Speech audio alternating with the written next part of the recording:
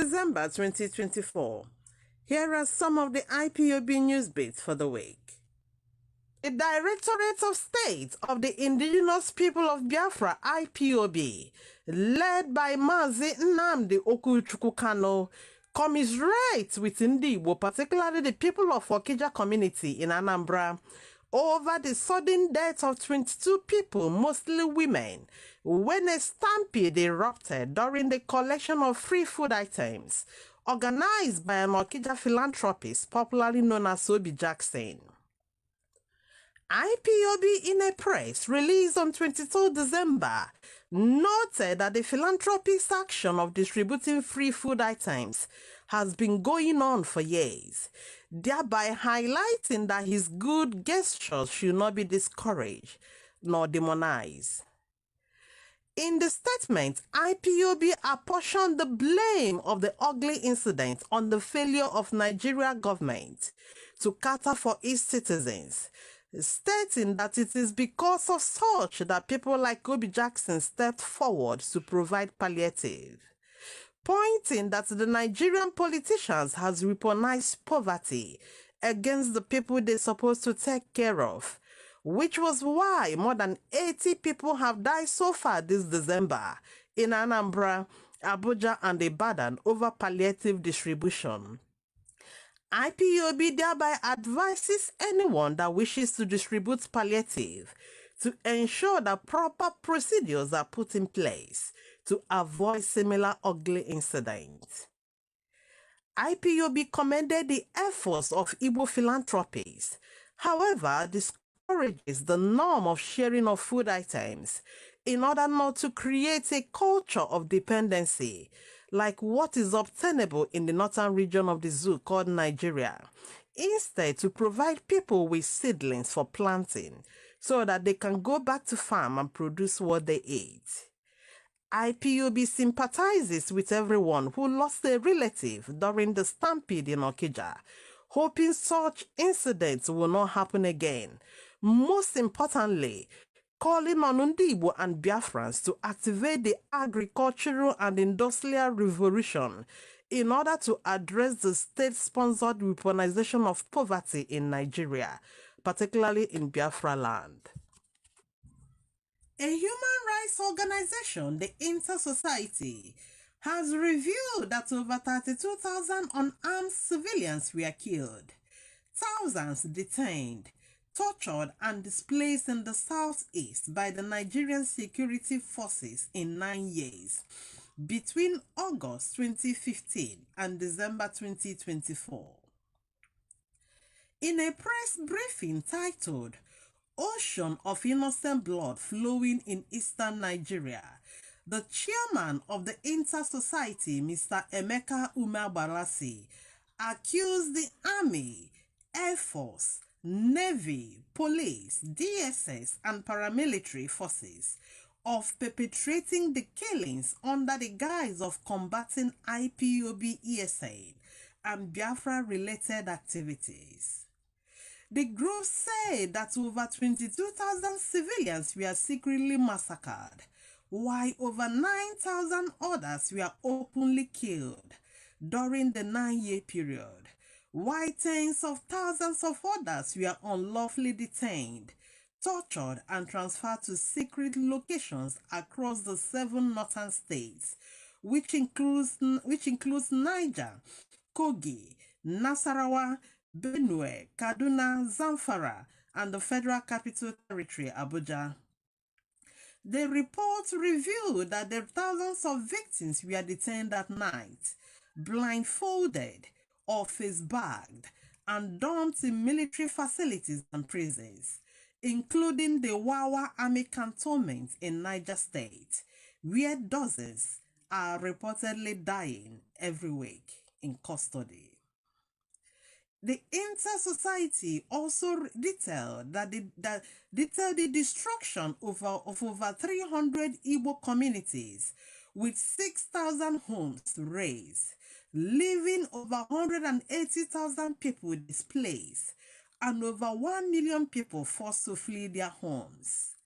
The group estimated the financial toll at over 450 billion naira in lost properties and over 3 trillion naira in funds allegedly extorted at roadblocks and checkpoints. The report also stated that the security forces facilitated the proliferation of over 2 million small arms and light weapons, including over 400,000 firearms, reportedly in the hands of Fulani jihadists, occupying over 1,000 sacred locations across the southeast. The organization further highlighted the role of both government-linked and non-government-linked armed groups, including criminal vigilantes, unknown gunmen, and counterfeit Biafra agitators in exasperating insecurities. The report also says that these entities abducted over 65,000 people and extorted over 550 billion naira in ransoms, with 6,000 abductees killed for failing to pay. Thereby, inter-society called on the government and international bodies to investigate these allegations and hold those responsible and accountable. The organization urged an end to what it described as a state-sanctioned violence and impunity in the region. Some news from Africa. Niger Republic has accused the Nigerian government and her military of working together with the new terrorist group, Lukwana, to destabilize their country by sabotaging their oil pipeline in the Benin Republic.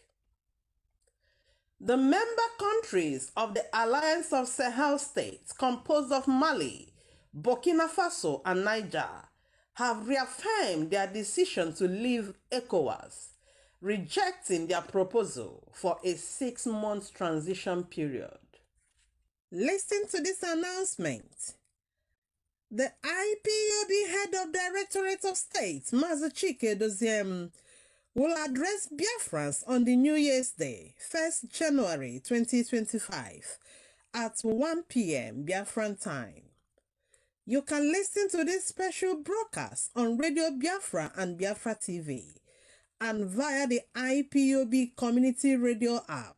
IPOB has recorded another groundbreaking victory as an Ebony State High Court sitting grants bail to 9 IPOB activists after 3 years.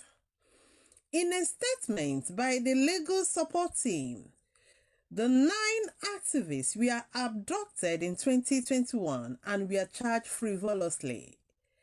The bail application, despite its stringent measures, were duly filed and moved by Barrister Chijoke Onwe Oge, whose fierce legal battle secured their bail and release. It was also noted that the possibility of this landmark victory was recorded through the efforts of the combined legal cracks, championed and supervised by the head of Directorate of State, Mazi Iduziem. The Directorate of State of the Indigenous People of Biafra, IPOB, has debunked the falsehood concocted and peddled by the Nigerian military in Enugu State of killing 13 IPOB members. In a press released on 25th December 2024, IPOB termed Nigerian army as fearmongers who plan to use the fake news to scare Ndibo away from returning to enjoy their Christmas in their respective homes in the southeast, which IPOB pointed that such scare tactics will not work. IPOB reminded that the Nigerian government and its military has always used the name of the peaceful noble family of IPOB movement and ESN to deceive the general public and the international communities into believing they are working on curtailing insecurities in the southeast. Rather, IPOB said that they are fueling the insecurity to justify the genocide they committed and have continued to commit against Ndibo. In the press statement, IPOB stated that they are happy that a reputable civil society organization like Inter-Society has compiled and published the murderous activities of the Nigerian army in the southeast. Nigerian army has made uncountable efforts to destabilize and demonize IPOB and ESN before Ndibo and the international community. But IPOB says that the more they try, the more they fail because IPOB has not involved in any criminal activities going on in the southeast. Therefore, IPOB re-emphasized that the Nigerian government deployed the Nigerian army under the Operation Udoka to attack Ndibo and target ESN, which their primary obligation is to fight the Fulani terrorists in our bushes and farmlands, which is why IPOB has always insisted that the Nigerian army is working together with the Fulani terrorists. IPOB, on the other hand, has told the Nigerian media to stop reporting without proper investigations and also bringing it to the notice of the general public that IPOB and ESN operatives are all intact. No truth of such kind as claimed by the Nigerian army. These are some of the IPOB news for the week. Thanks for listening.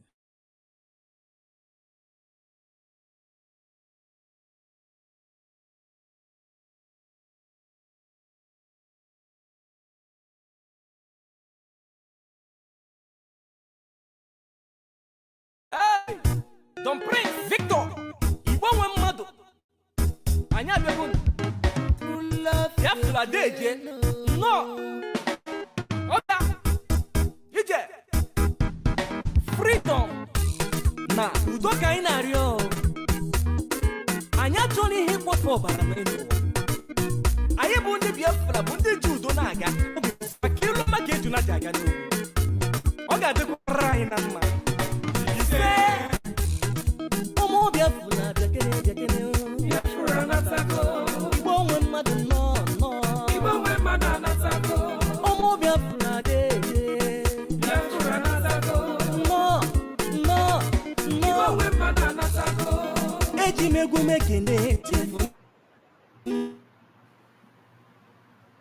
Hello, Biafrans all over the world. Good evening and welcome to today's wonderful program. My name is Ikem Patrick DK. It's my pleasure to have you.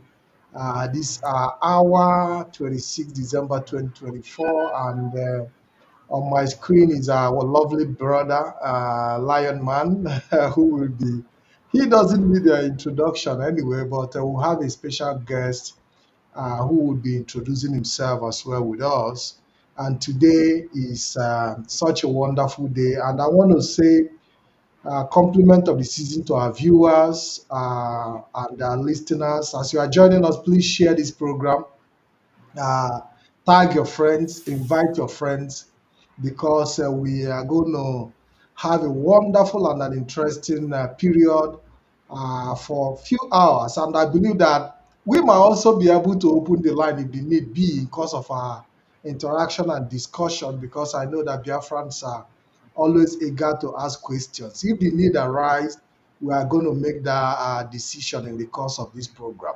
I want to welcome you once again. We are transmitting from all platforms. We are transmitting from our satellite channel. If you have not downloaded the BTV application, go and do so. Go to Apple Store and download. Go to for all some of you that have access to our YouTube channel, we are on YouTube, we are on Twitter, and we are also live on Facebook. It's my pleasure to have you. Lion Man, you're welcome to the program. Yeah, thank you, Mazi Patrick. God bless you for your good work, and I want to seize this opportunity to say, keep it up, and God is your strength. Thank you very much.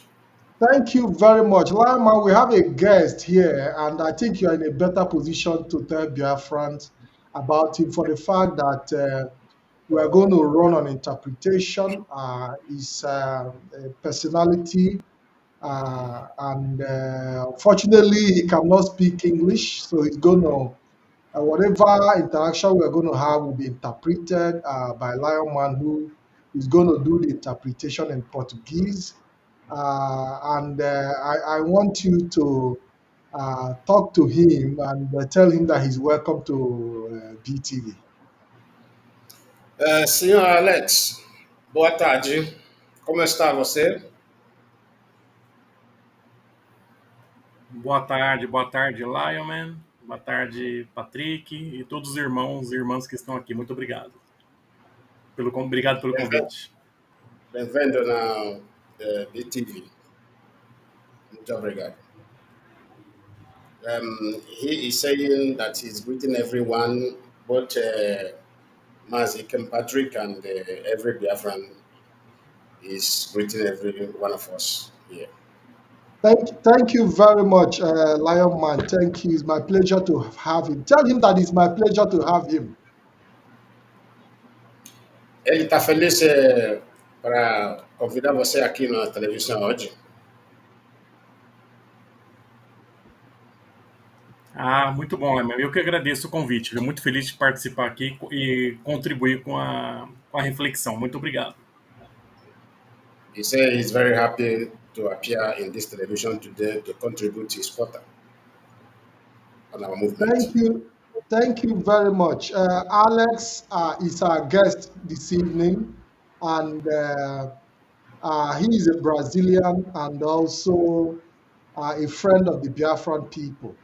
And he has taken interest in the cause of the struggle for Biafra restoration. And today we are going to dissect some of his positions as regard to his views on the struggle for Biafra restoration and how the Nigerian government have also, maltreated the Biafran people, treated the Biafran people. And Alex is here.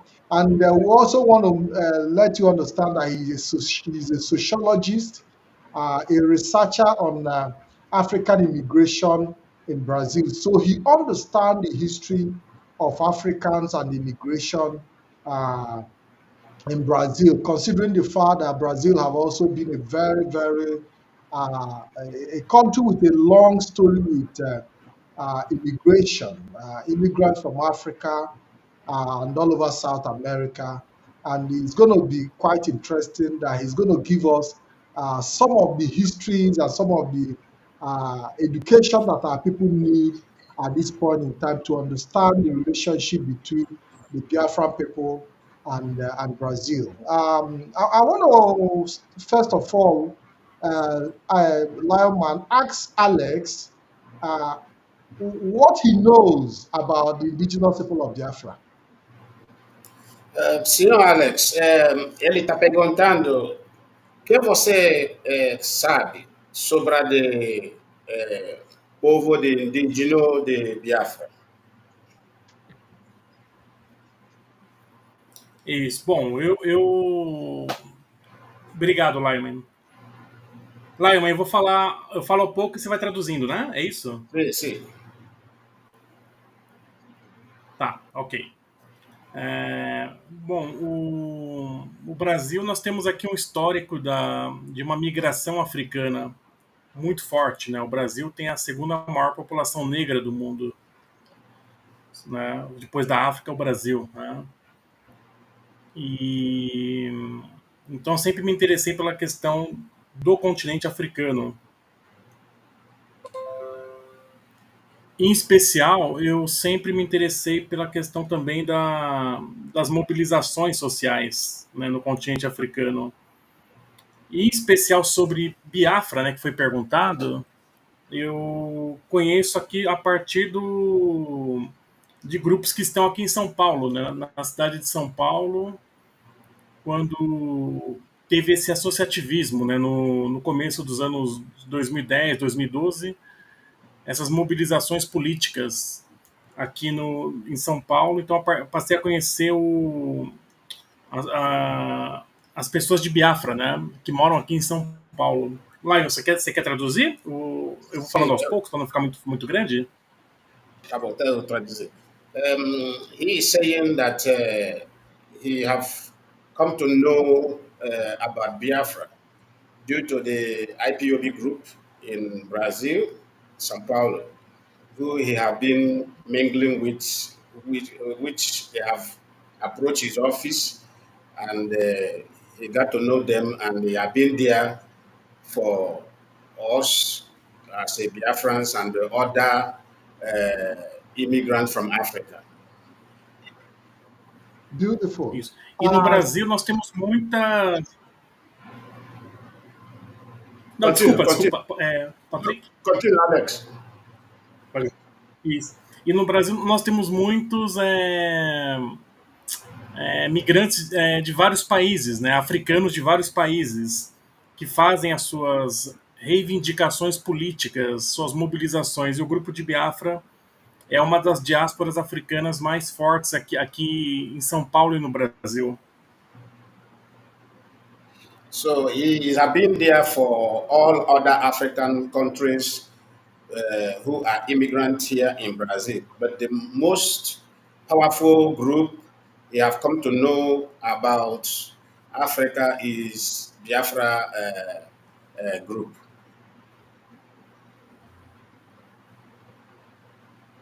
Okay, so that is interesting.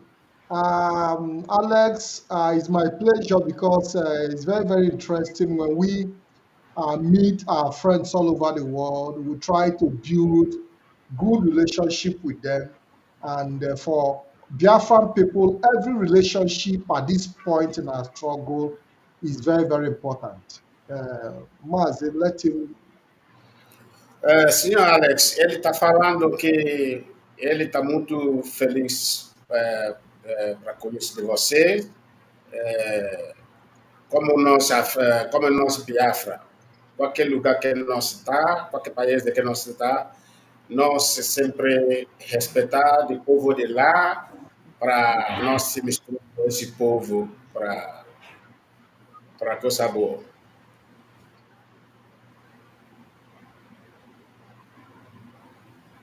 Ótimo, ótimo. Não, muito bom, Lionman. Escutar essas palavras, né, muito bom e aprofundar, né, porque no Brasil se fala muito pouco de Biafra aqui no Brasil, né, praticamente a população brasileira não conhece Biafra e não sabe o que acontece em Biafraland, né. Então é importante esses espaços de promoção de conhecimento para que os brasileiros, a sociedade brasileira possa conhecer, né, a Biafra. So he is saying that before now, the Brazilians don't know what is called Biafra, but due to our engagement here in Brazil, they are beginning to hear about Biafra, and most of them are interested to know much about Biafra. Okay. My question is, does he know about Nigeria?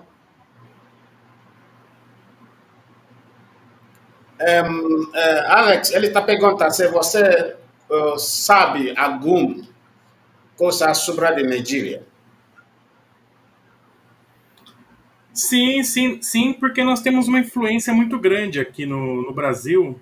O Brasil tem, como eu falei, tem a segunda maior população negra, só perde para a Nigéria. Então tem uma influência forte da Nigéria no Brasil, mas de outros grupos étnicos, né, que tiveram, enfim, né, que a sociedade teve conhecimento e então a gente conheço sim toda essa divisão territorial e essa divisão de grupos étnicos da Nigéria. Nós temos conhecimento, né? Eu particularmente como sociólogo e assim como outros colegas, né, pesquisadores também, temos conhecimento de como funciona e é operacionalizado o território da Nigéria, né? Desde a colonização britânica, pós-colonização, né? Os poderes que foram instituídos, a guerra de Biafra, né? E o resultado disso. Então nós conhecemos, inclusive, Lionman, eu tenho muito contato com a Nigéria pelos grandes intelectuais, né? Os grandes intelectuais em especial Igbo, né, o Igbo People, né, Biafra, por exemplo, Chimamanda, entre outros, né, então são grandes influências para nós aqui no Brasil também. Yes, he is saying that yes, he know about Nigerian because they are the more populated here in Brazil, and he got to know them much as Igbos, the people of Igbos who reside here in Brazil, and have come during that knowing of Igbos. They make research and find out how Biafra war went and the suffering they suffered during the war by the British government and thereabouts. So that was he said. Obviously, without the Igbos, there are no Nigerians. So without the Igbo, there is no Nigeria. Tell him I give him that interpretation. Senhor Alex, ele falou sem Igbo, povo de Igbo, sem na Nigeria, porque Igbo que está viajando muito para o mundo, entendeu? Qualquer lugar que você, você vai ver Igbo. Esse sobra de Igbo, o mundo conhece Nigeria. Sem Igbo, sem Nigeria. Sim, sim, tem uma influência muito grande, né? O povo Igbo, né? O Igbo People, né? No futebol, na literatura, no cinema, né? Muitos artistas, né? Atores, né? Britânicos, né? Descendentes do povo Igbo, né? De Biafra.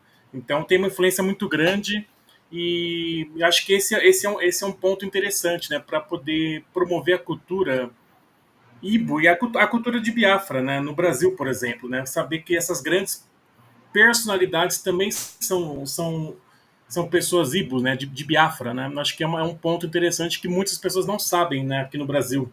Né? Então acho que é um ponto interessante para poder promover esse conhecimento. Okay, he is saying that Igbos are the most influenced people in the world. That's how they got to know Nigeria because of the activities of the Igbo, their culture, and their party lifestyles and their association with the people of the place and how they engage in all fields here in Brazil.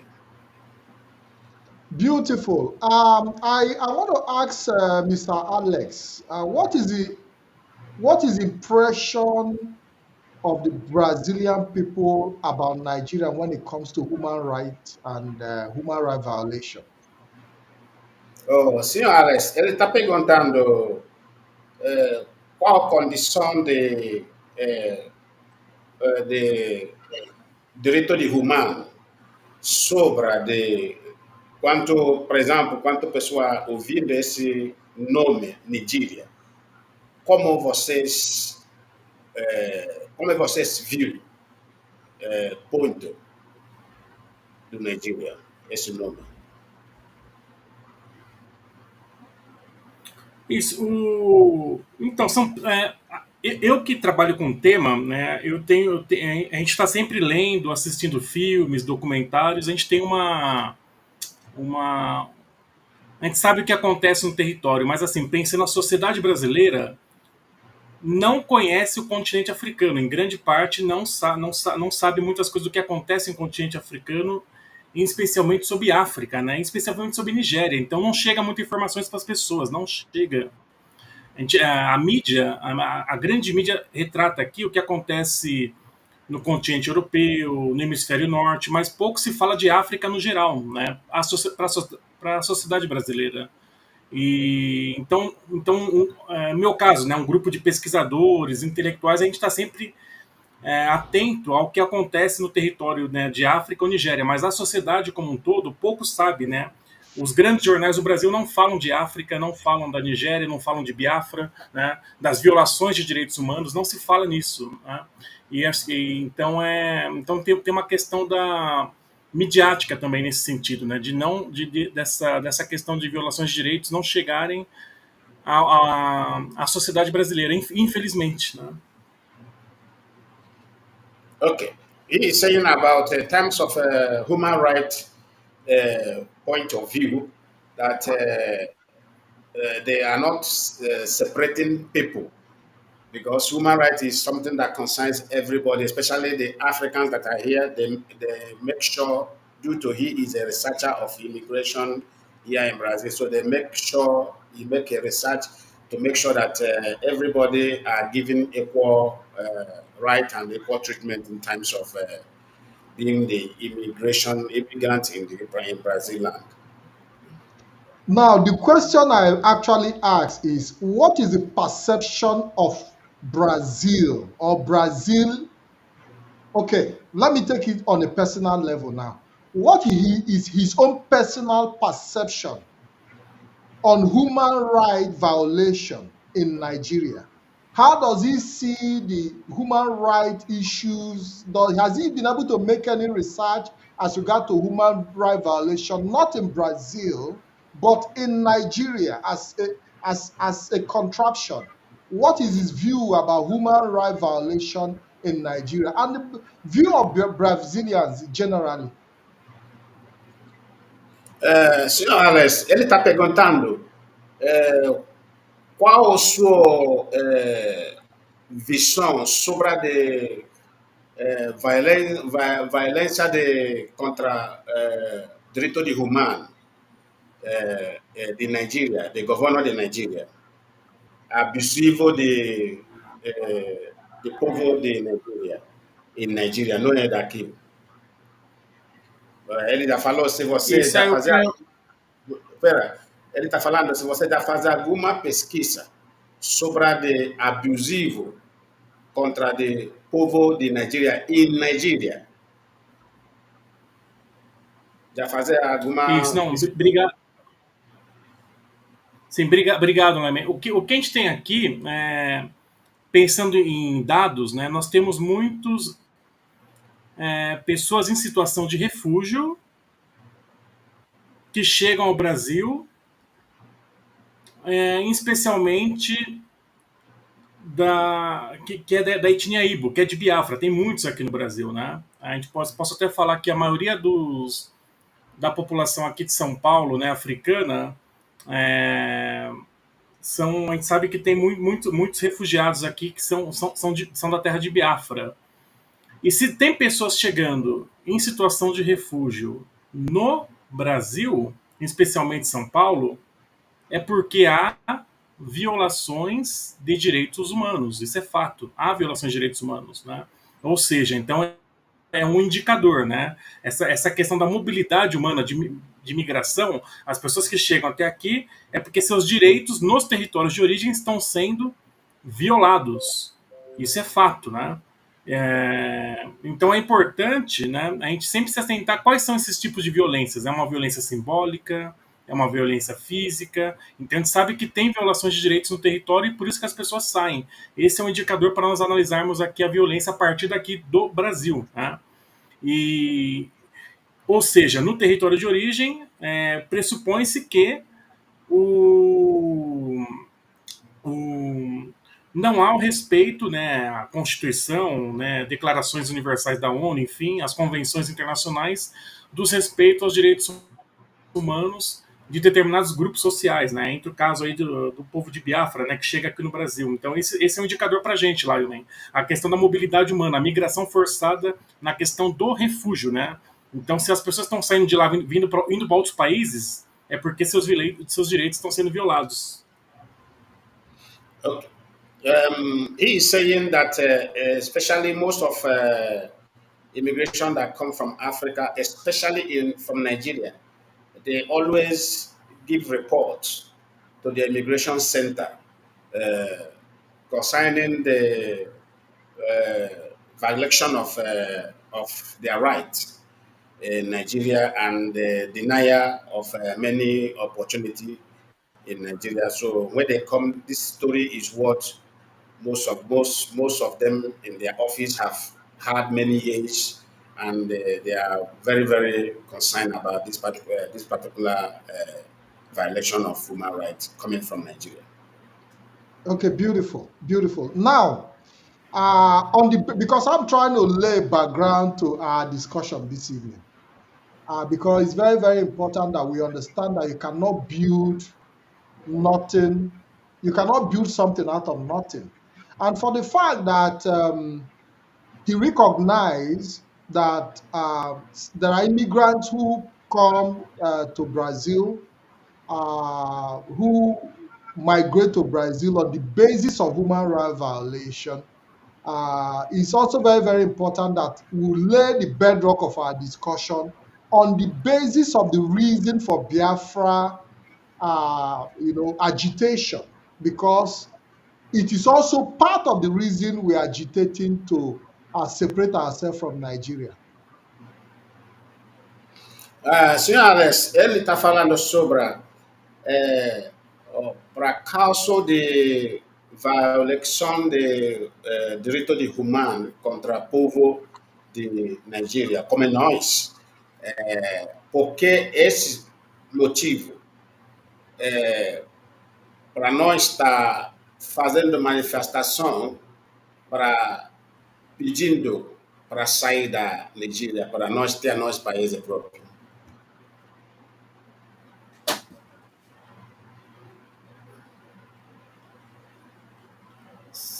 Posso responder, Laine? Sim, responda. Isso. Não, sim. Essa questão, né, da violação de direitos, como eu falei, a migração é um indicador, né?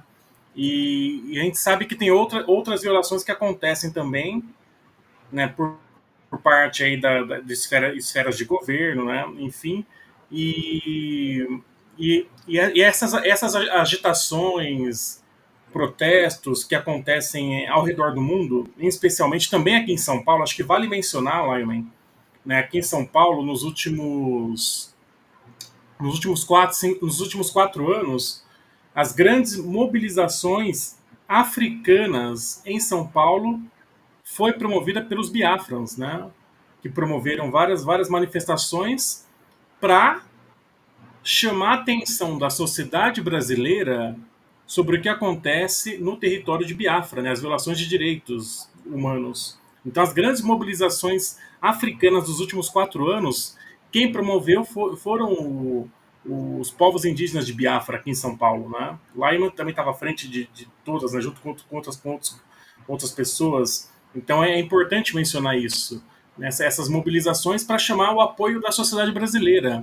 Lembrando que o Brasil, enfim, pouco se fala na esfera internacional, mas o Brasil é o 5º maior país do mundo, né? O 5º maior país do mundo de extensão territorial e de pessoas, né? De número de habitantes, né? Então, acho que quando tem essas manifestações políticas, é chamar o apoio, chamar a atenção do que está acontecendo do outro lado do Atlântico, mais do 5º maior país do mundo, né? Acho que esse é um dado interessante lá, também. Okay, he's saying that in terms of violation of human rights from Africa, coming from Africa, especially from Nigeria, as he said, we IPOB have organized series of protests, of rally, to call the attention of the government of Brazil to pay attention on what is going on in Africa, because he said that Brazil government supposed to be among the government that are supposed to look beyond their own territory. They're supposed to be among the nations that will look beyond their own territory and look into what is happening to others, like we Biafrans, how we are being maltreated in Nigeria, how we are being killed. And we have taken the complaint to their office. We have taken the complaint to the many ministry here in Brazil. We have taken this complaint. According to him, he said that I understand that I myself and the other Biafrans are always in front line of this particular movement. That Brazil government today are not ignorant about issue of Biafra, because the submission of our complaints and the letters and the other documents are with them and their judiciary department. Beautiful. I also wanted to let Alex know that the issue of Biafran people is not just based only about human rights violation, that there are still many other factors which I will also bring to his attention if he's not aware. Senhor Alex, ele está falando causa de Biafra. Não é só de violação de direitos humanos ou abusivo de pessoas de lá. Só que ele, depois ele vai fazer mais perguntas. Ele vai apresentar um patch que nós vai conversar sobre isso hoje.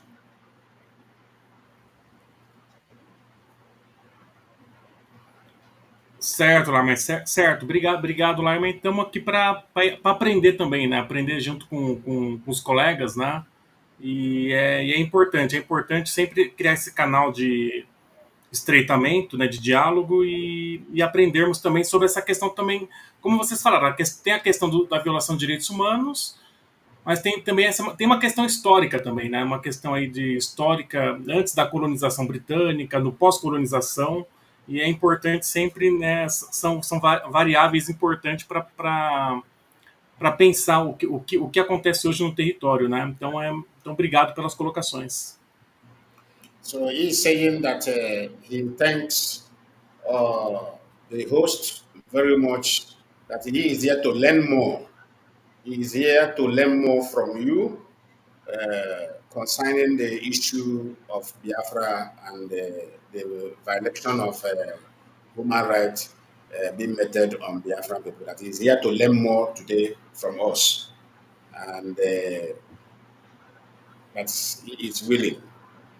Beautiful. Tell him that this program will also be an opportunity for not just for him alone, but for other Brazilian citizens to also be able to learn more and also to have the possibility of introducing them to Biafra television as well. Ele está falando que esse programa na essa televisão de hoje é uma oportunidade para você, uma oportunidade para outras brasileiras que têm interesse para saber ou conhecer sobre mais coisas de Biafra. Não, é sempre bom, Lyman. É sempre bom essa questão do aprendizado, né? O diálogo ele é muito importante, né? Como eu falei, o Brasil ele tem a quinta maior população do mundo e ter esses espaços de diálogo é importante para que as pessoas possam refletir a sociedade, né? A sociedade do ponto de vista histórico, sociológico, as violações de direitos, né? Do direito soberano, do direito internacional. Então são espaços importantes aí para se não romantizar certas questões, né? Então eu saúdo, né, esse espaço aqui que foi criado, né, pelos colegas e acho que é um pouco disso, Lyman. Eu vou fazer outras colocações daqui a pouco. Okay, he's saying that dialogue is always good in anything we are doing in this world. He said, and he have known us as people who want what we want, who want to achieve what we want through dialogue method. But he said, if the people can step up and act and resolve into dialogue, he said, it's very, very good. That's what makes us human beings. But in times of Nigeria state, they are always they are in love with violence anyway. So now, bringing the issue of dialogue, tell Alex that our approach to dialogue have also been the reason we have democratically and we have been requesting for a peaceful source of referendum to determine if we want to remain in Nigeria or not. Senhor Alex, sobre o diálogo que você falou, IPOB, nós já já sempre participar nesse parte, porque nós não queremos guerra, nós não queremos uma situação de violente que vai afetar nosso povo de Biafra que está morando no nosso território.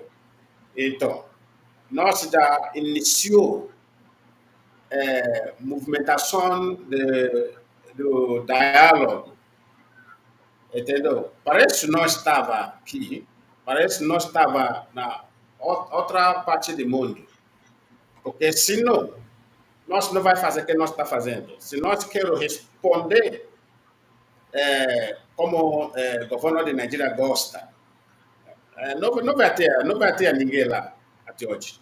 Só que nós que estamos segurando, nós que sempre fazemos nossa caminhada sobre o diálogo. Só que o governo de Nigeria aparecer que eles continuam provocando de nós para nós fazer alguma coisa errada. Então, nós somos inteligentes, povo inteligente, nós sabe. Parece que nós continuamos nossa parte de diálogo.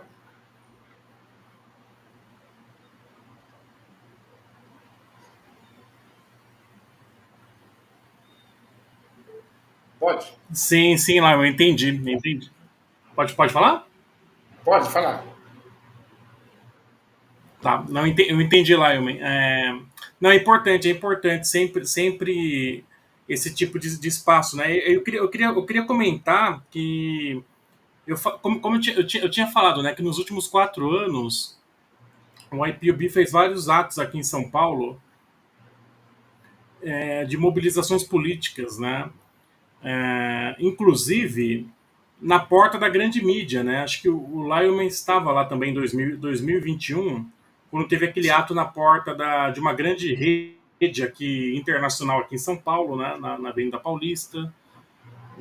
Teve vários outros atos também que os membros de Biafra aqui no Brasil, em São Paulo, entregaram cartas para representantes de governo, sociedade civil, explicando, né, o que acontece no território de origem. Então, acho que essas são formas aí também de sensibilização, né? Sensibilização, como eu falei antes, da sociedade brasileira sobre o que acontece, né, essa perspectiva histórica e contemporânea, né, atual, sobre o que acontece no território de Biafra. Então, é importante, né, essa questão essas mobilizações, do meu ponto de vista, elas têm um caráter pedagógico também, pedagógico, de ensinar também a população brasileira. E muitos atos que tiveram aqui do povo de Biafra aqui em São Paulo, as pessoas iam perguntar o que está acontecendo, onde fica Biafra, e foram se interessando, né, pela questão dessa perspectiva histórica, né. Então, eu acho que é importante, e também do ponto de vista de alguns representantes aí de órgãos públicos, governo também, que foram entregue cartas para deputados, senadores, né, enfim. Então, acho que foi um ponto interessante também, de despertar o interesse. Acho que talvez, Lionman, a palavra-chave, the keyword, né, a palavra-chave seja essa, despertar o interesse também da população aqui sobre o que acontece. E isso foi feito ao longo desses anos, aí, os povos de Biafra aqui em São Paulo. Okay, what he's saying is that he said he had experience when we went to United Nations office here in Brazil, and we submitted some documents there in United Nations office here in Brazil. Also, we went to say he's aware that we went to also to the office of the parliamentarian here in Brazil, and we submitted, and not only that we submitted according to him, they welcome us, they allow us into their chamber, which we sat with them. They hosted us. We played some videos on cable. We played some videos which the senators and the reps also watched, and he said, according to him, sincerely speaking, according to him, he said there is a way government handle issues in times of this. So those things, those efforts are not lost. those efforts are still there. So they are still monitoring the situation, and we will move on. Yes, we really appreciate that reception. And we know that Brazil is a very big country, a very great one. So for you to have access to Brazilian parliament, it speaks a lot about the effort of the indigenous people of Biafra in trying to create a lasting relationship with the Brazilian people and its government. Do I have to explain that? Yeah, yeah. Explain to him that we know that Brazil is a very big country, and that we know that we have been given the opportunity to have access to the Brazilian Parliament is, is something we appreciate as Biafran people, and the reception they gave us. Yeah, you can explain that to him. Senhor Alex, ele falou que ele está muito feliz porque ele conhece o país de Brasil como um país bem grande do mundo. Para nós conseguiu ter acesso na parlamentário de São Paulo, do Brasil, muito lugar que nós já foi que ele está muito feliz sobre isso. Sim, não, bem importante, Laime. Acho que tem o ex-senador, né, hoje deputado estadual, né, o Suplicy, né, o povo de Biafra aqui em São Paulo sempre teve próximo do deputado, né, e ex-senador Suplicy, né, que também sempre foi próximo também da comunidade Biafra, sempre teve próximo. A ex-deputada Érica Malunguinho, deputada estadual de São Paulo, e outros parlamentares aqui de São Paulo também que tiveram a oportunidade de conhecer, né, a situação de Biafra pelo grupo que está aqui, fez essa, vamos dizer assim, essa incidência política, né, né, colocando essa posição de Biafra, né, os parlamentares, Secretaria da Justiça do Estado, aqui de São Paulo, que já teve a oportunidade de recepcionar uma delegação de Biafra, o pessoal da United Nations aqui no Brasil também já ouviu aqui o IPOB, né, teve oportunidade. E ao longo desses anos eu fui relatando também, né, eu fui registrando esses momentos também, é, sobre essa mobilização política dos Biafrans aqui no Brasil. Né, também tenho muito registro aqui. Então é importante, né, essa sensibilização do parlamento brasileiro, do Congresso Nacional, dos deputados aqui nas suas regiões, né, caso aqui de São Paulo, né, enfim, vereadores também que já tiveram próximos, né, caso do quilombo periférico, enfim, então é importante porque ajuda a sensibilizar também sobre a causa, né, dos povos indígenas de Biafra. Okay, he's saying that we have made a lot of effort here in Brazil. Not only that we made an effort to know much about their government here in Brazil, that we have pushed so much also to make our request known to their judiciary department. We have session with them. Yes, I remember that. That was, I think that was Alex. Que anos foi na Departamento de Justiça aqui? Foi ano de 2020, né? Foi 2018 e 19. Foi antes da pandemia. Ok, obrigado. 2018 e depois 2019, né? We went to, I want to remember the particular year, so it's reminding me now. We went to their judiciary department and had a session with them. That was 2018. That was 2018 before the pandemic. We went there 2 times. And many places we have gone. The most oldest senator, his name is Senor Sibilisi. That is the person he's talking about. The oldest senator met with us. He came and met with us and he asked deep questions. And this is a man who have traveled so many places in the world. They have traveled to Nigeria many times, simply see. But he's very old now. The man is about Que a idade de Simplici agora, senhor Alex? A idade Ele tá dele, com qual? 88 anos, 88. 88 years. The man is 88 years now. He is the oldest senator here in Brazil. So he's also visiting us. Anytime we need him, he always make himself available, the man. And the daughter also have taken over from him. The daughter is also a senate in Brazil, and he has also he want to mingle with us as well concerning this particular movement of IPOB here in Brazil.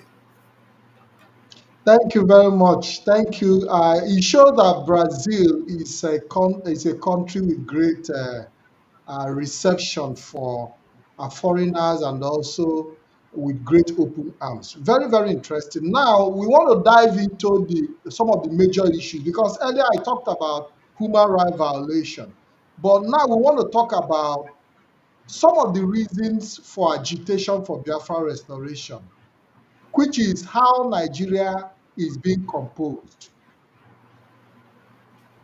Come again, please. Come again. Yes, I said earlier on I talked about human rights violation.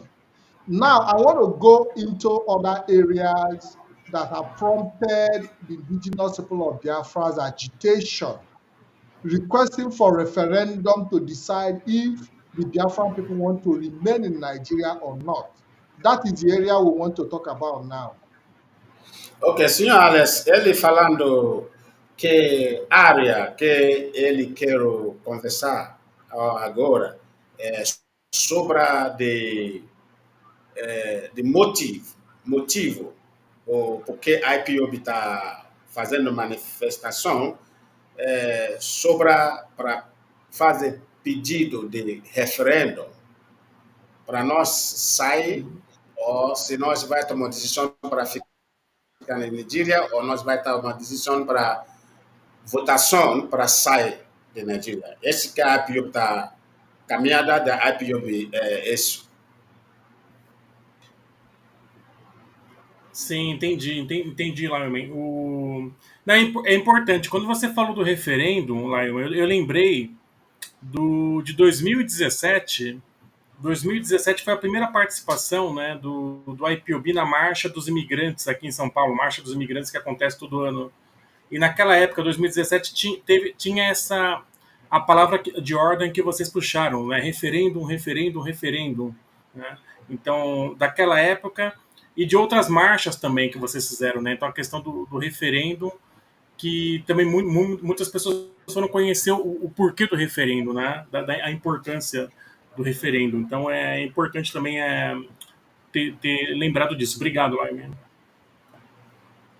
So he is saying that he remember vividly that we made such a request in one of our rally in 2017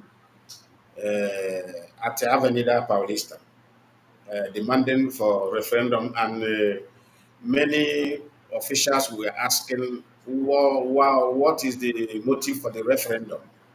And we presented because everywhere we go, what we normally do, we present our document. We speak with our mouth, also present the written document and back it up. Beautiful.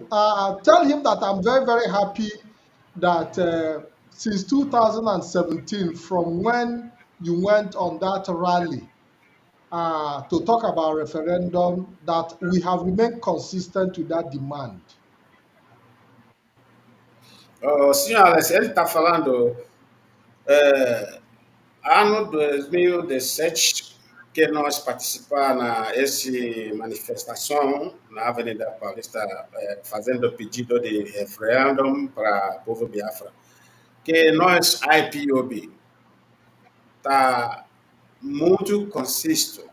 Nós já permaneceu mesmo pedido. Nós nunca mudou. Nós sempre fazemos esse pedido de referendum para sair ou para permanecer com o Estado de Nigeria. Ok, Lamanhão. Ok. Yes. Tell him that because we believe in democracy and we are democratic people, Sim, senhor Aldesse, ele está falando como não se acredita muito da democracia, porque nossa cultura de Biafra, democracia, começar de nossa origem, nós sempre tomamos a decisão de todo mundo, antes de nós fazer alguma coisa. Nós não está empurrar alguma decisão com força, que essa coisa você vai fazer, não. Nós sempre pega alguma coisa, nós deixa na mesa, a palavra de mesa, nós deixa na mesa, falou, esse, como nós vai fazer? Eu preciso da sua opinião, outra vai falar a opinião dele, tá bem? Depois nós fazer uma acorda, nós fazemos uma acorda, aceitou com uma decisão. Essa é a nossa cultura. Para isso, nós está pedindo para sair de Nigeria com sistema de democrático.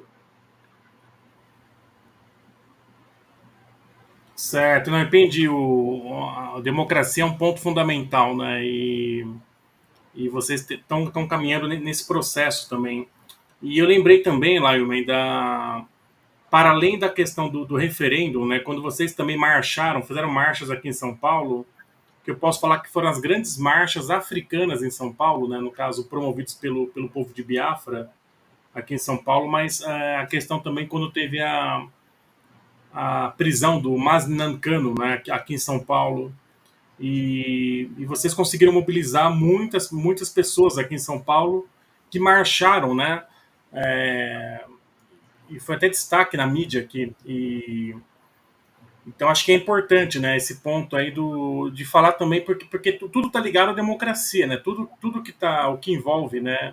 O nosso diálogo aqui é sobre a democracia, né? O respeito à democracia. E então vocês estão. Acho que o caminho é esse mesmo, Lyman. Obrigado. So he's saying that why he love activities of IPOB here in Brazil, because he have seen that we are purely democratically in nature, that we believe so much in democracy. That is why he loved our activities. And he remember vividly well that we have been demanding for the release of Mazi and the Kanu. That's what the president said, Mazi Kanu.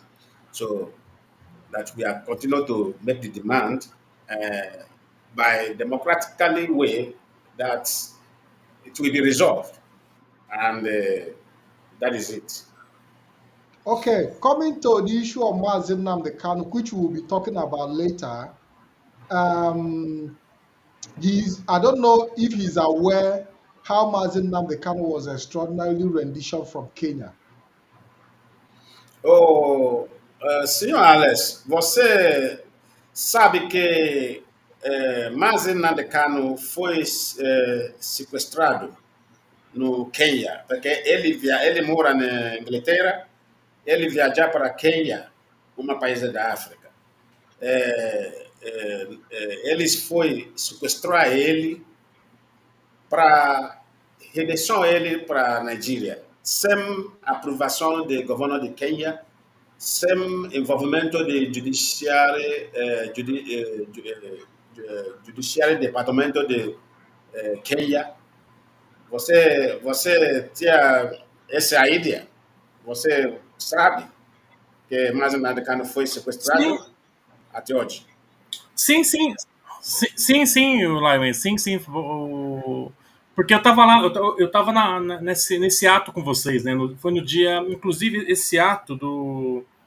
Eu tô falando a minha perspectiva a partir daqui de São Paulo, né? Eu falo a partir do que aconteceu aqui em São Paulo, junto aos povos indígenas de Biafra, né? E no dia 9 de julho de 2021, né? 9 de julho de 2021, foi esse grande ato, né? Ao redor do mundo, em especial São Paulo, né? Em São Paulo era um feriado, era um feriado. E foi e eu fiz até um texto sobre isso, um texto jornalístico, né? Que foi uma das maiores marchas africanas de São Paulo, né? Essa marcha dos povos indígenas de Biafra, que envolveu também, né, Lyman, outros povos da Nigéria também que estavam aqui, né? E então eu sei porque eu acompanhei toda essa questão, né, o que envolveu esse processo de mobilização política, essa denúncia, né, da prisão, né, do Nnamdi Kanu, né? Então eu acompanhei, sim, eu sei todos esses detalhes, né? Okay, he is talking about that in 2021 June. That's what we did. Because when we heard that Mazi Nnamdi Kanu had been kidnapped in Kenya, we organized rally immediately. But the rally was not a public rally. We we we arranged some document and they sent it to their to the Department of Judiciary here. And he said that the government they are aware. He said Brazil we are fully aware that Mazi Nnamdi Kanu was kidnapped and is still in illegal detention. Beautiful. Now, moving from that angle, I've heard him talk about Britain and Britain. So he is aware about the amalgamation of Nigeria. Senhor Alex, ele falou que você você tinha alguma sabedoria sobre a de enforçado, enforçado de pessoas para enforçar como é pessoa para aceitar Nigeria como país, como a Inglaterra fez, porque eles não fiz sobre para votação. Eles falou, você, Yoruba, Hausa, Igbo, vocês, a partir de hoje, vocês chamam Nigeria. Sem autorização de consciência de nós. Você sabe isso? Ele está falando. Sim, sim, sei. Eu conheço essa história, né? Que também é muito semelhante a outros povos grupos étnicos de outros países africanos, né? Então essa história, né, é uma herança colonial, né? Tem uma herança aí da colonização britânica e, enfim, né? Acho que tudo começa no que foi a Conferência de Berlim, né? A Conferência de Berlim no final do século XIX, que delimitou, né, os territórios, o que fica com os britânicos, com França, né, com Bélgica, né, enfim, e outros países europeus. E isso a gente sabe que o custo político disso existe até hoje, né? O custo político, social, econômico, a nova colonização, o neocolonialismo, né? E especialmente do que a gente chama hoje de, né, onde está o território de Biafra, né? E como foi constituído o governo da Nigéria, colocando o território de Biafra ali sem anuência do povo, né? Então eu conheço bem essa história, né?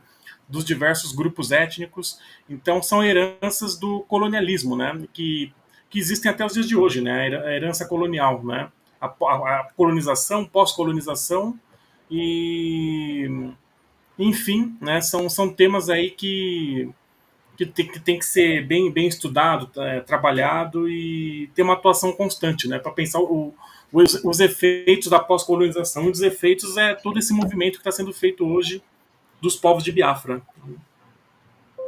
pedindo a So, liberdade, né? so he is saying about that he knows the story very well. As I made the research how Nigeria comes about by in a motive of forcing people to accept them to accept to be a Nigerian.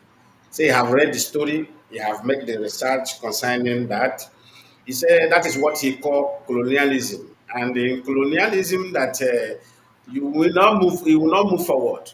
You will say similar thing happened here. He says story of Brazil, similar thing happened until they get themselves out from the colonial hand.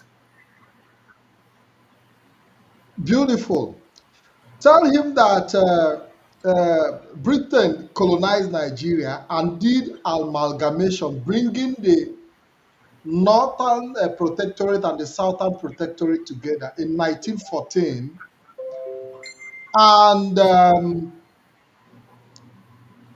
document was signed that this amalgamation is going to last for 100 years. So between 1949 and 2014, that document of amalgamation expired because between 1914 and 2014 was when that amalgamation was supposed to last. For Nigerians to now decide if they want to continue together. Please give him that interpretation.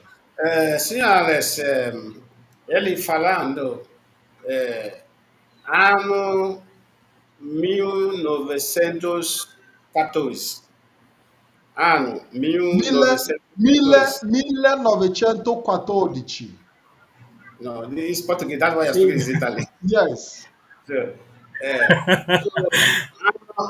ano do 1914, que britânico entrou na África, território de África, de Nordeste, de Oeste, de nós, Biafra.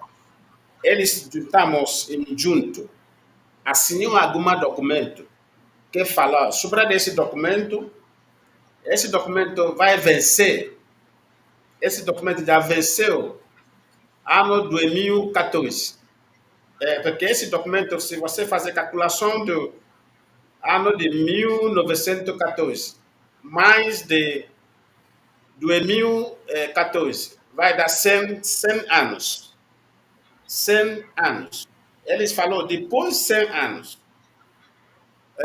povo pode vir junto, tomou decisão se eles vão continuar como Nigeria ou eles vai, cada pessoa vai lado deles.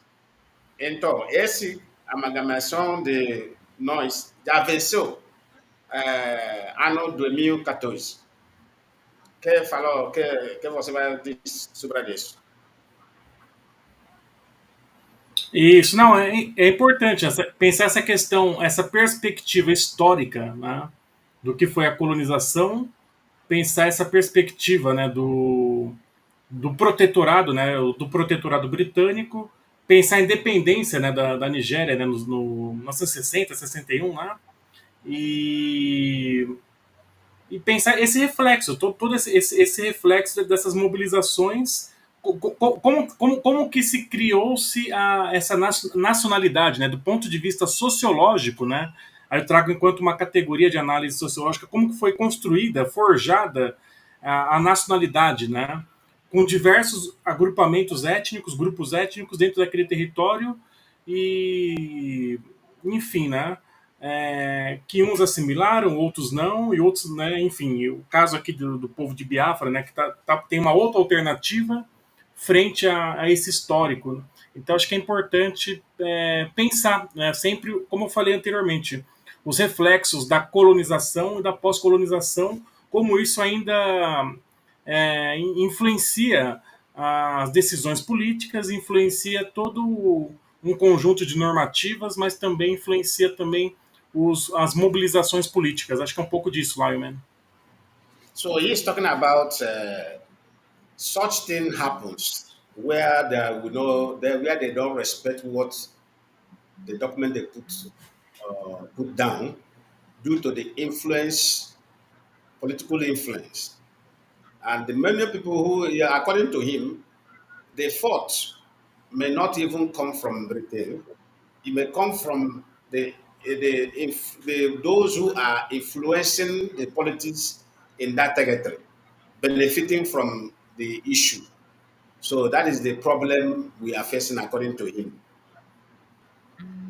Okay, tell Alex that 10 years have passed now because this is 2024 and there have not been any form of renewal of that amalgamation,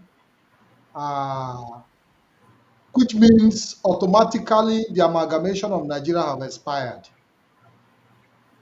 Alex, ele está falando que se você fazer alguma calculação de ano 2014 agora 2024, esse já deu 10 anos.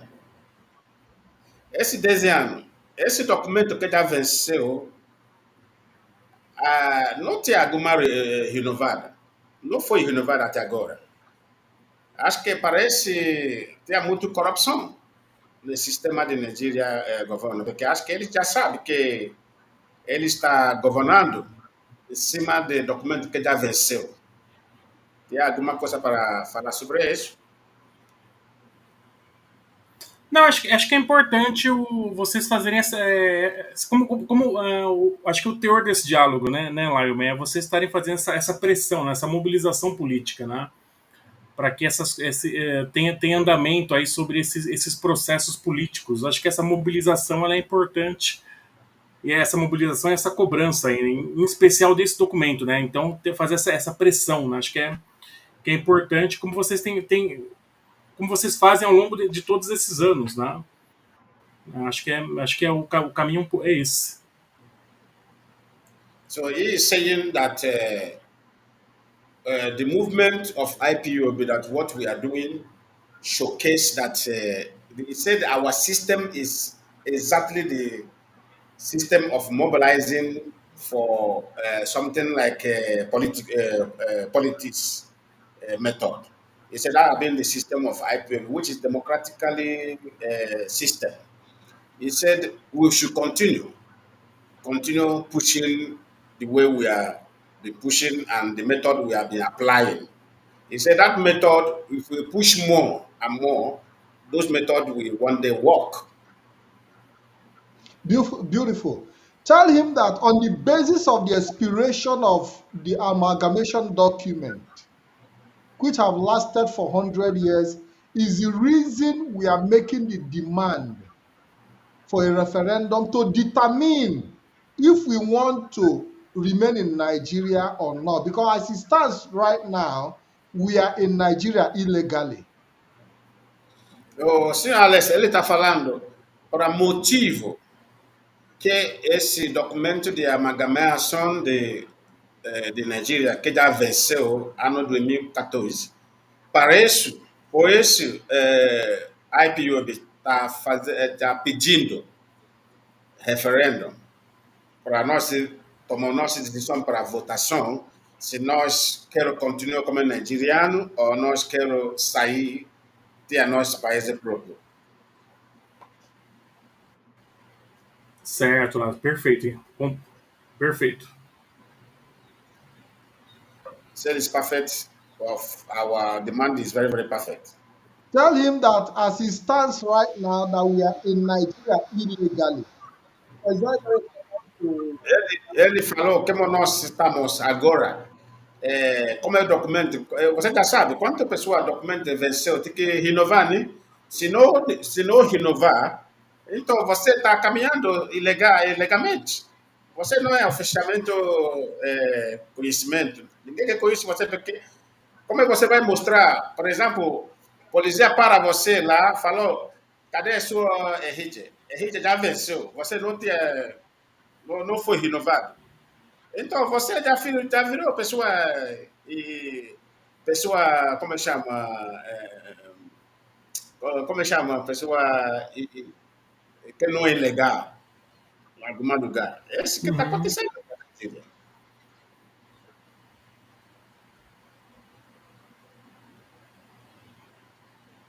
Pode Não, é falar. importante, é importante. Tá. É importante respeitar o que está nos documentos, né? Os documentos são bases aí importantes para regular a sociedade, né? Regular diversos setores da sociedade. O que está, por exemplo, em Constituição, no direito internacional, né, em acordos, convenções, aí são normativas aí para, né, enfim, regular a sociedade e que seja cumprido o que está aquilo, né? Acho que é um pouco o papel dessas normativas, né? Cumprir-se aquilo que está ali no papel. Acho que é um pouco isso, Lion, é isso mesmo. He's saying that normally, when document expire, it's supposed to go for the renewal. He said this is international law, this is local law everywhere in the world.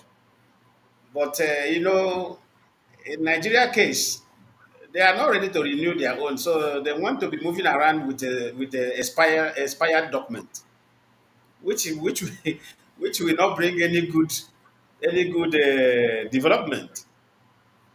So tell him that on that basis is the reason we are calling on the world to understand that Nigeria, as it is constituted today, is an illegal contraption that is not supposed to be existing.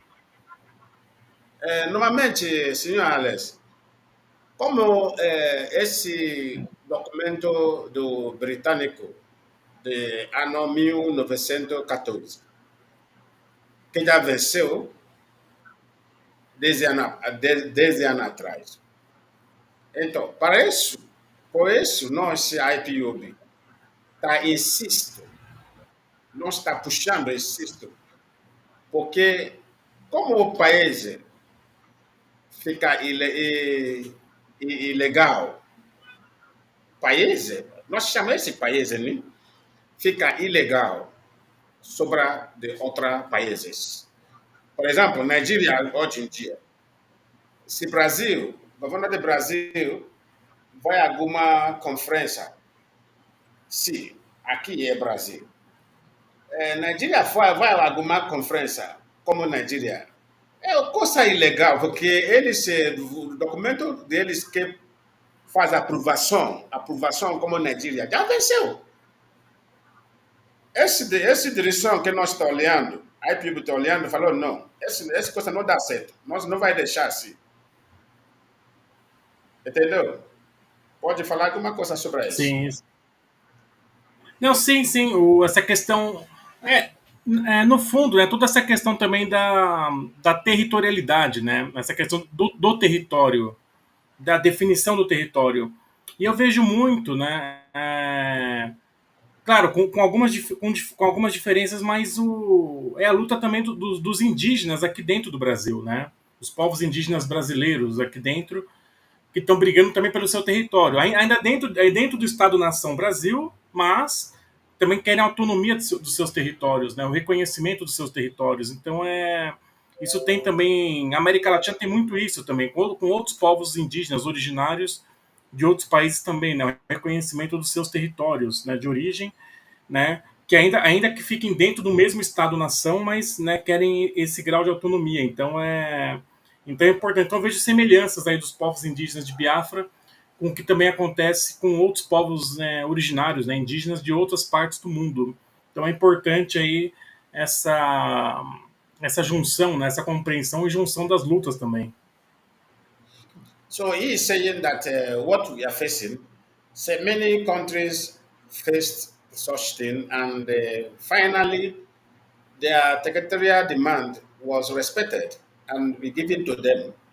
He say what Biafrans are passing today is what others have passed and what others have gone through, and today they are free from it. He said our own shouldn't be different if we are making such demand. Okay, tell him that Aí, as Biafran, okay, is there something you want to say? Você quer falar alguma coisa? Pode falar. isso é só para complementar. Dos indígenas brasileiros, né, por exemplo, né, aqui nós temos 305 grupos étnicos, 305 grupos étnicos indígenas brasileiros que estão reivindicando o território aqui dentro do Brasil, né? Então existe muitos grupos, né? Muitos povos indígenas brasileiros que reivindicam também esse território, mas com uma outra perspectiva, né? Uma autonomia dentro desse Estado-nação, né? Mas tem muita semelhança, assim, né? Eu acho que talvez uma palavra-chave aqui do nosso debate, mais uma, né? Seja como que os povos indígenas, né? Seja de África, ou América Latina, enfim, do mundo todo, como são tratados hoje nesse contexto de pós-colonização. Acho que são questões aí para nós pensarmos, refletirmos. Né? So he is saying that even in Brazil, there are people we call the Brazilian origin. We call them the Hindus. He say even them demanded for their own autonomy. Like here now, they call them. If you see the way they are respecting these people, I don't know. Maybe if I watched something like documentary about these people, they love to live inside the bush. The government of Brazil have done everything possible to bring them and mix them up with the people, but they refuse. But demanding for their own autonomy, those ones of them who have studied, who open eye, demanded, and the autonomy there, what they do there, they are fully autonomy in that small territory because they are the original Brazil. The rest people are just descendants who come and meet those people there. But as a democratic nation, they give those people their own fully autonomy, but in Brazil. But they are still as Brazilians, but they give them their own full autonomy. As little Okay. they are 300. They say they are what? Three about they are 3,000 in population. Imagine. Yes. So tell Mr. Alex that the Biafran people are not ready to condone the legal existence of Nigeria as an entity in the world as it stands today. Senhor Alex, como ele falou, como a Nigeria, documento que pode chamar esse país de Nigeria, que já venceu, nós, povo de Biafra, IPOB, não vai aceitar, não vai, não pode habitar esse ilegalidade, entendeu? Ilegalidade. Ok, ok. Tell Alex that the only way to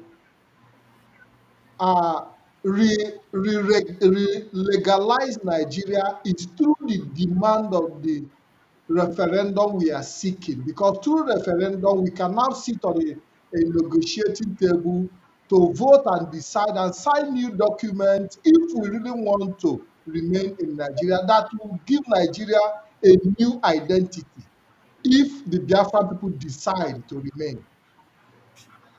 Ele está falando, nós não vai aceitar para ficar como em Nigeria sem referendum, sem votação. Se nós puxou, como a IPOB está puxando, se nós puxou, porque nós está puxando para ajudar outro povo que está morando lá também. Porque Yoruba está lá, povo de Hausa está lá, todo mundo está sofrendo por causa da ilegalidade do país de Nigeria. Então, como a IPOB, se nós puxou sobre o referendo, não se conseguiu, nós, povo, tomou decisão para, hoje em dia nós queremos ficar como nigeriano. Então, Nigeria vai ter outra visão. Como a Nigeria vai andar, como a coisa vai funcionar. Porque nada está funcionando em Nigeria. Nada está funcionando em Nigeria. Essa é a nossa preocupação.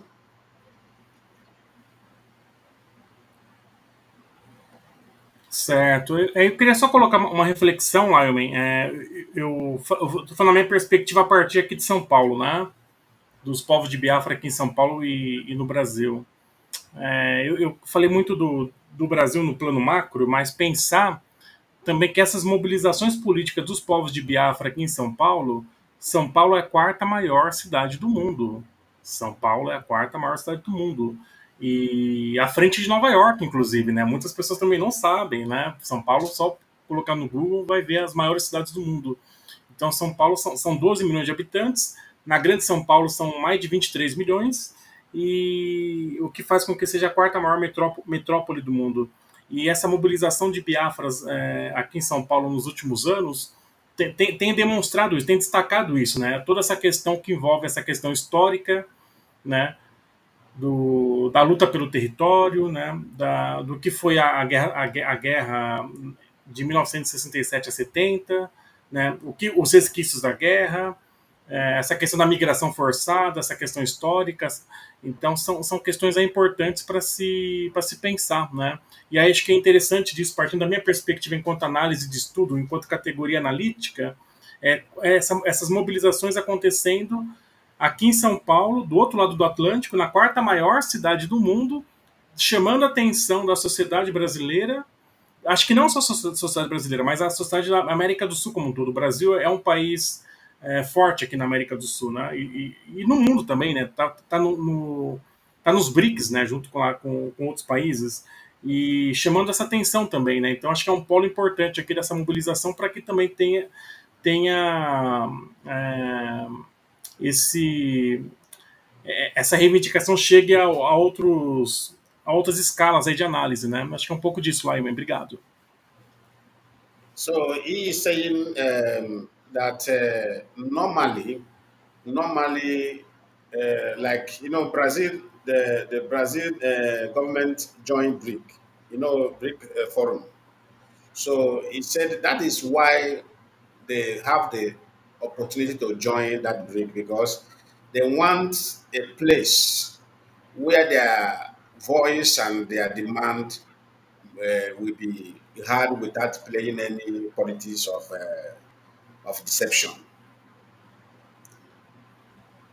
Beautiful. Now we have been able to, cross about 1 hour 30 minutes in this wonderful program, and I believe that we have been able to discuss the foundation of Nigeria because it's very, very important that people understand the foundation of Nigeria. Tell Alex that it's important that people who are, lovers of IPOB all over the world understand the importance of the foundation because the foundation of Nigeria is what we are fighting against and the illegality that Nigeria represents in the world today. Tell him that. Signor Alex, que ele está falando que ilegalidade de atividade de Nigeria, como ele apresenta no mundo hoje em dia, que a IPOB está lutando contra. Porque nós está com vergonha como ilegalidade de Nigeria no mundo, hoje em dia do mundo. O governo de Nigeria dá apoios, eles dão muito apoios para o grupo de terroristas, eles fazendo financeiro sobre de terrorista, entendeu? Essa coisa, quando nós descobrir essas coisas, nós falamos não, essa coisa não vai dar certo, porque o mundo está lutando contra a ilegalidade. Como o país chama o país que tinha presidente, que tinha todo o sistema que falou que eles países democrático, como eles dão apoio sobre a coisa de ilegalidade, atividade de contra-humano. Tem alguma coisa para falar sobre isso? Não, sobre essa parte não, Laima, porque já para mim ficou claro assim já o que vocês já colocaram, né? Mas é o que eu posso só acho que afirmar a importância da mobilização, né? Como vocês estão fazendo, né? Essa mobilização política que vocês estão fazendo que o IPOB faz aí ao redor do mundo aí, em mais de 100 países, né? Então acho que são pontos aí importantes para se almejar, né? Conquistar, fazer essa conquista aí dos interesses aí coletivos, né, dentro dessa construção democrática. Acho que é um pouco disso, Lyman. So he's talking about our engagement. He said it requires a serious collective effort. Say it requires serious collective effort in order to have a headway concerning what we are doing. Thank you very much. It's my pleasure. And tell him that we would definitely, because we have not been able to exhaust the discussion for today, there are other issues that we would have loved to indulge in. But we cannot, we cannot take all of them today because as a result of the illegal position of Nigeria in terms of the formation and everything, that nothing is working. Absolutely not. The entire infrastructure is down. The entire government system is down, riddled with corruption. nothing is absolutely working in Nigeria because when an entity is illegal, nothing is going to work. As we round up this program, I just give him that perspective before we Oh, go, Mazi. ok, senhor Alex, ele está falando que nada que está funcionando em Nigeria, porque ilegalidade de Nigeria tá bem alta, livre. Então, por isso, nada está funcionando. Nigeria só no país que funcionário de governo vai trabalhar 6 meses. Eles não vão receber salário 4 meses, 5 meses. Como professoras de escola, receber salário deles aqui cada mês. Em Nigeria, você acredita? Em Nigeria, setembro, uh, outubro, novembro, 3 meses agora. A professora está chorando. Eles não conseguiu fazer esse Natal, porque o salário deles não foi pagado. Não, eles não receberam salário deles. Serviço que eles fizeram. Então, nada está funcionando na Nigeria. Parece que a IPOB está cansado com essas coisas. Nós queremos que o nosso povo vive bem. Nós queremos que o nosso povo vive como humano, não é como escravo. Entendeu? Esse que nós está puxando.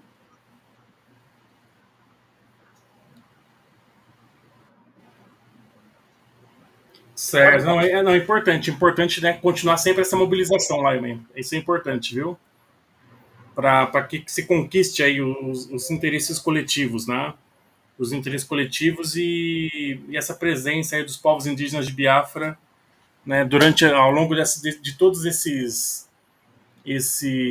décadas, né? Eu acho que é importante também, não foi perguntado para mim, mas eu vou falar também, né? A gente tem aqui no Brasil a presença de Biafras aqui desde os anos 70, justamente depois do pós-guerra, né? Que vieram a grande migração de Biafrans para o Brasil, aqui a partir da década de 1975, 1976, né? Depois da Guerra de Biafra, né? Que vieram um grupo de Biafras para cá. Então a gente tem aqui a presença de Biafras aqui praticamente vai fazer 50 anos aqui no Brasil, né? Depois, então, como eu falei, é um grupo numeroso do ponto de vista de associativismo, né, político bem organizado frente a outros grupos outras nacionalidades africanas e então é um ponto aí de reivindicação, mas também eu gostaria de falar que é um ponto também pelo que eu observo de grupos que estão reforçando seus laços aqui na diáspora, né? Reforçando os laços comunitários, identitários, né? Memória, né? Enfim. Então é importante ter essa dimensão diaspórica e os laços afetivos, né? Acho que é importante isso, Lyman. So he is saying that in a history, after that war in 1970, that Brazil experienced the influence of the influence of what do you say our people here in Brazil within the 1974-1975. And if he calculates, he says that the presence of our people here is marking up to 50 years here in Brazil. Say they know all these things, and the Brazil know the history very well. And in terms of the maltreatment of people back there in Nigeria, he said this is thing that we IPOB should continue to mobilize, to push. He said, according to he said, it's not going to be easy, but we will continue until we achieve what we want to achieve in the way we have been engaging it democratically system. Thank you very much, Mazi. It's my pleasure to have Mr. Alex on our program, and I'm happy to have him and wish that maybe in the future he will definitely come back for more engagement. Mazi, Lionman. Ok, senhor Alex, porque nós estamos a concluir nosso esse programa, ele está falando que ele está muito feliz para convidar você aqui nesse televisão hoje, que no futuro ele está olhando mais se convidar você para aparecer de novo, para nós falar demais. Ah, sim. Primeiro, assim, agradecer aqui, né, todo o povo indígena de Biafra, né, pelo convite, né? Agradecer aqui o Mazi Patrick, né? Obrigado pelo convite. Lyman, obrigado também por essa mediação aqui com a Biafra TV Europe, né? É bem importante. E falando aqui da parte do meu olhar, meu lugar de fala, que é sobre como um sociólogo, pesquisador que acompanha diversos grupos de imigrantes africanos de São Paulo, em especial Biafra, né? Um grupo que eu acompanho, tenho pesquisado, né? É, e há muito tempo aqui, né, essa presença, né, dos povos indígenas de Biafra aqui no Brasil, né, as minhas pesquisas. Então tenho feito muito registro, então é importante trocar esse diálogo, né, fazer essa ponte, e que também outras pessoas, né, de Biafras ao redor do mundo também vejam o Brasil também como um ponto importante ali no processo de mobilização política também, né? Como eu falei, quinto maior país do mundo, São Paulo a quarta maior cidade do mundo, então e essa presença aqui ela é muito forte, essa presença aqui, né? A gente fala muito dos países do hemisfério norte, mas fala um pouco, né, Brasil, São Paulo, a presença de Biafra aqui ela é uma presença histórica, muito ativa, que mobiliza bastante e que tem ganhado espaço também ao longo dos anos aí, como eu falei, com parlamentares, com poder público, né, governo local, né, enfim, e é importante, né, esse processo de sensibilizar a sociedade brasileira para o que acontece, né, no território de Biafra, né? Então é um processo político muito importante, tem um papel pedagógico muito importante, né? A presença de Biafras aqui ensina muitos brasileiros, né? Vai ensinar muitos brasileiros aqui sobre o que acontece. Eu só tenho a agradecer pelo convite, por poder trocar essas informações, e fico à disposição para novos convites. Muito obrigado. Thank you So, very much. according to him, he thanks all Biafrans so much for honoring him and bringing him to Biafran television, Europe. He's very, very happy and he appreciates. And in Brazil, Biafra and the IPOB are the most powerful organization here in Brazil who have, it's only IPOB who have make a move to penetrate into their parliament. So there's no other group or other African country who have done that. It's the only IPOB who have done that and enter some places where other immigrants from other countries have never even think of entering. He said he appreciates our intelligence and he appreciates our effort to make that happen.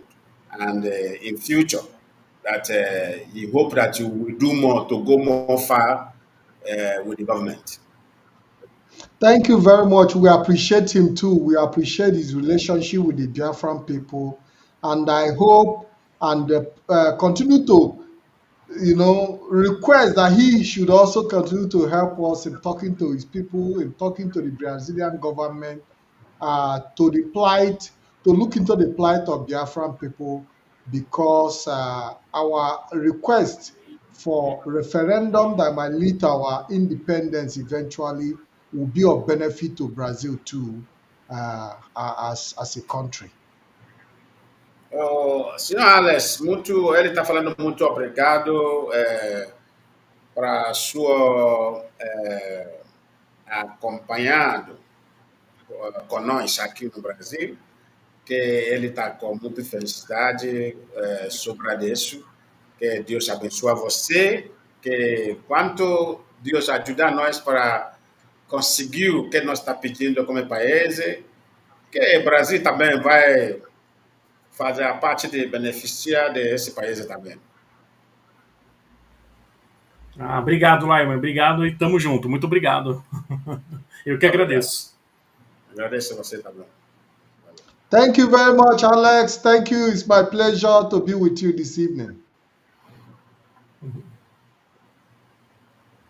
Yes, so Biafrans all over the world, I want to say thank you for being part of this program, Lion Man. I don't know if you still want to stay back, Lion Man, for us to have like 5 or 10 minutes interaction while we allow Alex to leave the studio. I don't know if you have that time. Ok, I have the time, no problem. Senhor Alex, pode sair da studio sem problema, tá? Muito obrigado. Depois nós fala, porque nós quero continuar um pouco. Ah, tá ok. Obrigado, viu? Obrigado. Obrigado, muito obrigado.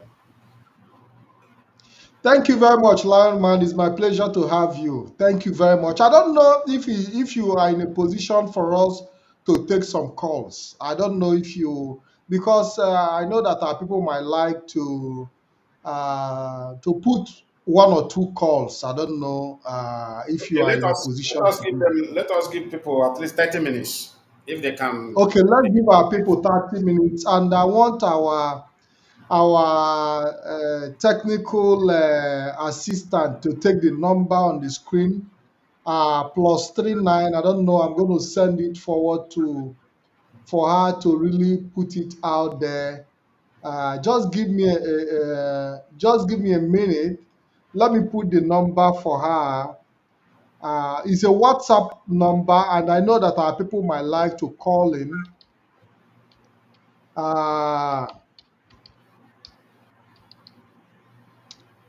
Yes, I would want our technical personnel behind to put the number on the screen. The number is +39 388 177 9665. I don't know if there are people who would want to ask questions, people who would want to, you know, who want to make any kind of input. The number will be on the screen in the next possible in few minutes time so that you can contribute. While I also call out the number plus 39 388 177 9665. Only WhatsApp calls, please. Only WhatsApp calls. And I also want to remind us that on the 28th of December, which is coming Saturday, which is in uh, which is in 2 days' time, Saturday 28th by 6 p.m. I'll be hosting the wife of the leader of the indigenous people of Biafra, Law Uchechi Kanu on BTV. I want you all to also join us on the 28th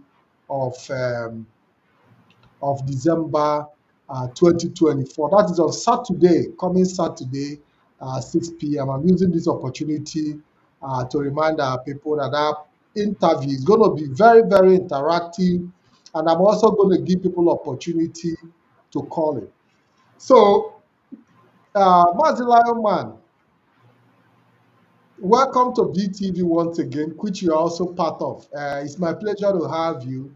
From the look of things, it's like you have been able to build, IPOB have been able to build a very good relationship with Mr. Alex. Is it Vegan? Vegan? What is the Virgin, okay? Alex Okay, Virgin. Alex. So, what is your relationship with him? What is the relationship of IPOB with Mr. Alex? Well, the relationship of IPOB with Alex Virgin started. That was 2017 when we did our first protest here, where we will take authorization from the police because you can't do anything in a developed world without police approval for security. So we were able, which the former coordinator, is a good guy who worked hard to see that IPOB move forward. Then we were able to go to some offices where they directed us to go. That is when we know him, and he was the director of that office. So we visited the office and spoke with him. Immediately, he heard the people of Igbo people. he was like, "Oh, I have heard about the story about these people." So we began from there, and he welcomed us very, with open arms. Anyway, then that is how we got to know. From that time, we built relationship I with don't him. know what the problem is. Is it? Am I I don't know not? Am if I it's not? from my end. I'm Am I not trying to coming out? ascertain. Uh, Am I not coming out? I think I'm not coming out. okay, Mazi, I Patrick, think am we I coming? have. Yes, I think we have our first caller. Let's take this caller. Let's see. Hello, good evening. Yeah, good evening. Welcome to the program. This is BTV. Can you tell us your name and where you are calling from, please? My name is Obinna Okoronkwo. I'm calling from Lyon, France. It's my pleasure to have you. Been, what do you have any contribution to make?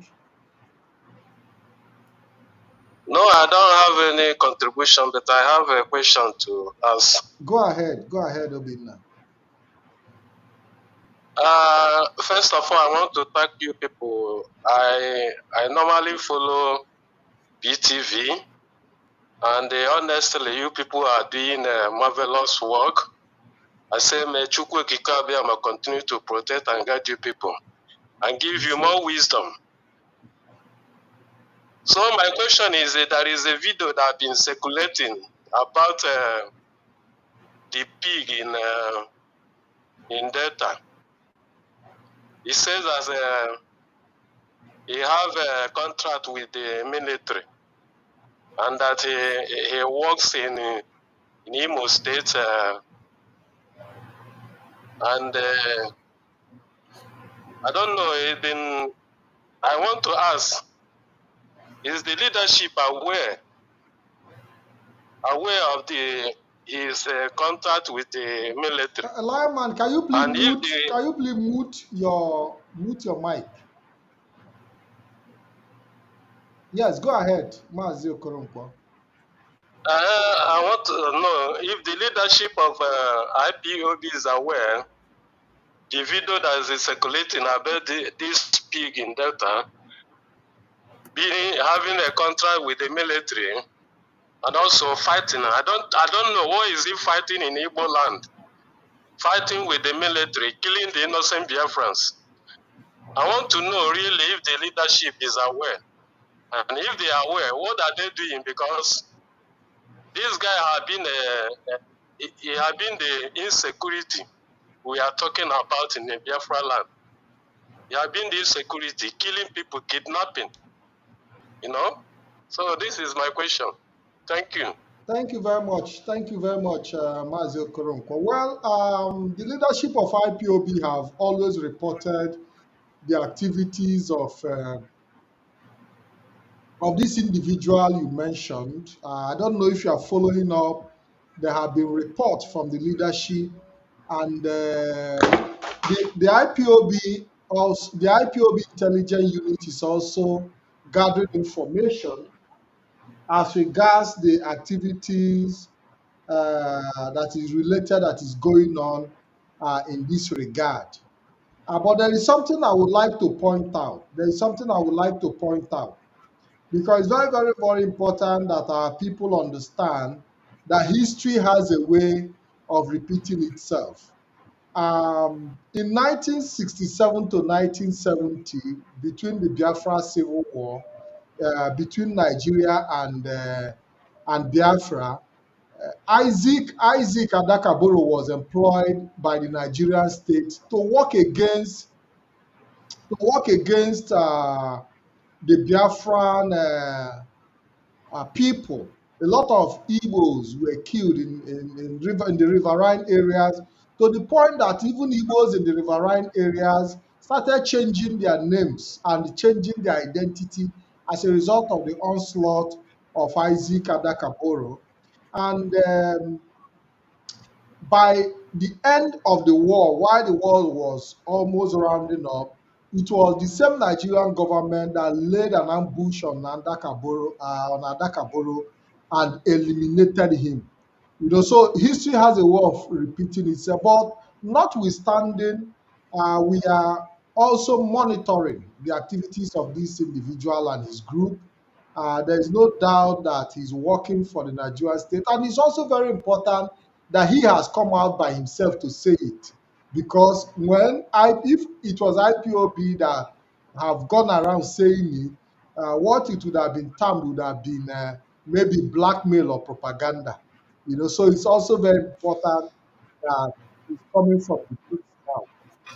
Yes, I think we have another. Mazi, I Mazi, don't know if you have. yeah. Can I have Yes, just I a think we few have minutes, it. a few Yes, we seconds have. to add to that? Yes, yes. Go ahead. Okay. To Hold on, the caller. question. Hold on, please. Hold on, caller. Please move away from your listening device, Mazi. Move away from your listening device. Mazi Laman, go ahead. Okay. To add to what you have answered to our brother who called, we need to connect the dots whenever things are happening. Why coming out now to make it open to the world that he has a private military working alongside with Nigerian military? Do you now, if you want to connect the dot, why now? Why coming out now to say it? Because the face they are presenting before in disguise, IPOB have Yeah, handled that just face. caller, stay on the line. Stay on the line. Stay on the line, please. Just stay on the line. So if you watch now that IPOB leadership have handled that particular face, they are masquerading in pretense of fighting for Biafra. If that guy is outside, if not handled by IPOB, if it's still outside, Asare Dukuba will not come out and review himself that he is in Imo State fighting alongside with Nigerian military. Who is he fighting? This is the area where are we fighting war? Is there any war going on in Igbo land? This is something that Igbo politicians should be ashamed of themselves and come out openly if they say that they are representing the people. It's time that Igbo politicians should come out openly and take this matter very, very serious.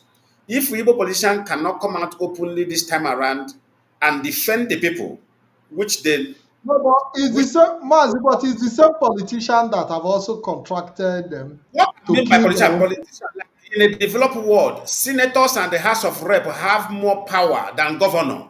They make decision to know the activities of governors. So what is our Igbo representatives, House of Representatives and governor and the senators are doing? No, we shouldn't be dodging from responsibility. We know how politics work. If you we will play politics perfectly, and we play a civilized politics, not that politics of Janjaweed. Okay, Mazi, let's take We this. Let's take this call. Let us take this okay. call.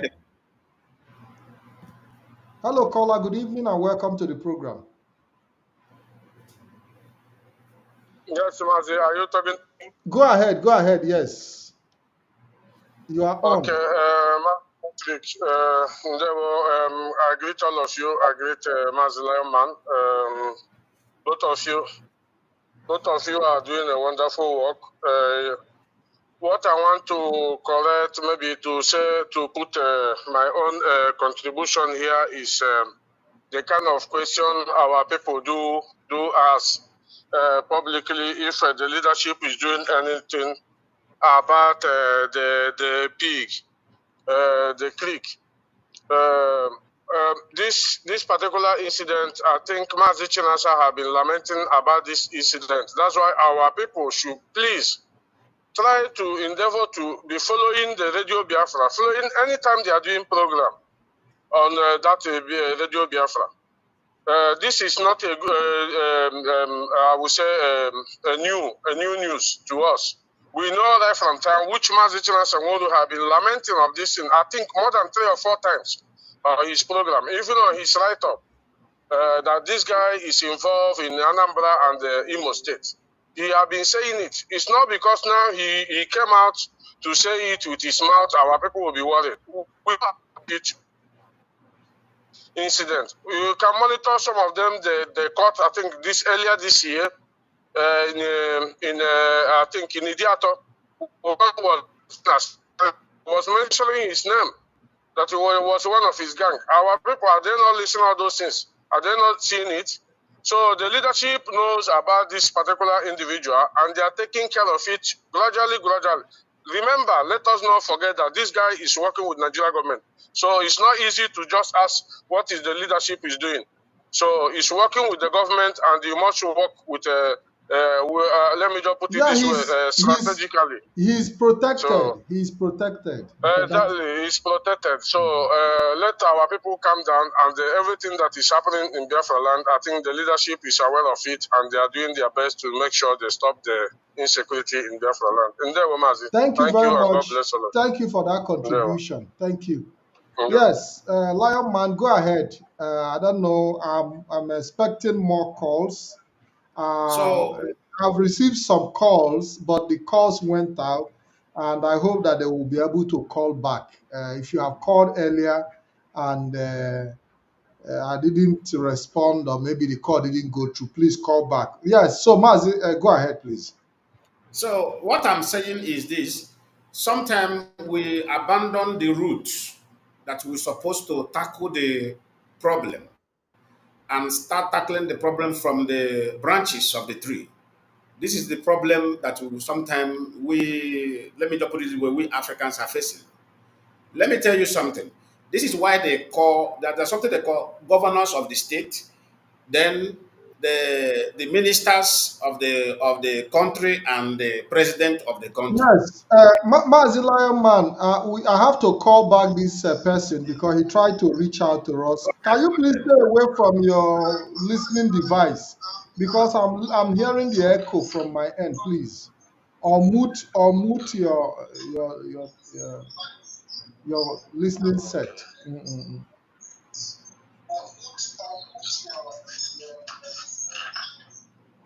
Yeah, so while we wait for him to mute, Lion Man.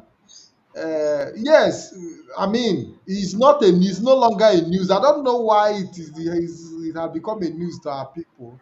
It's no longer a news that this individual have been working, for years now, killing our people, burning houses, and there is also a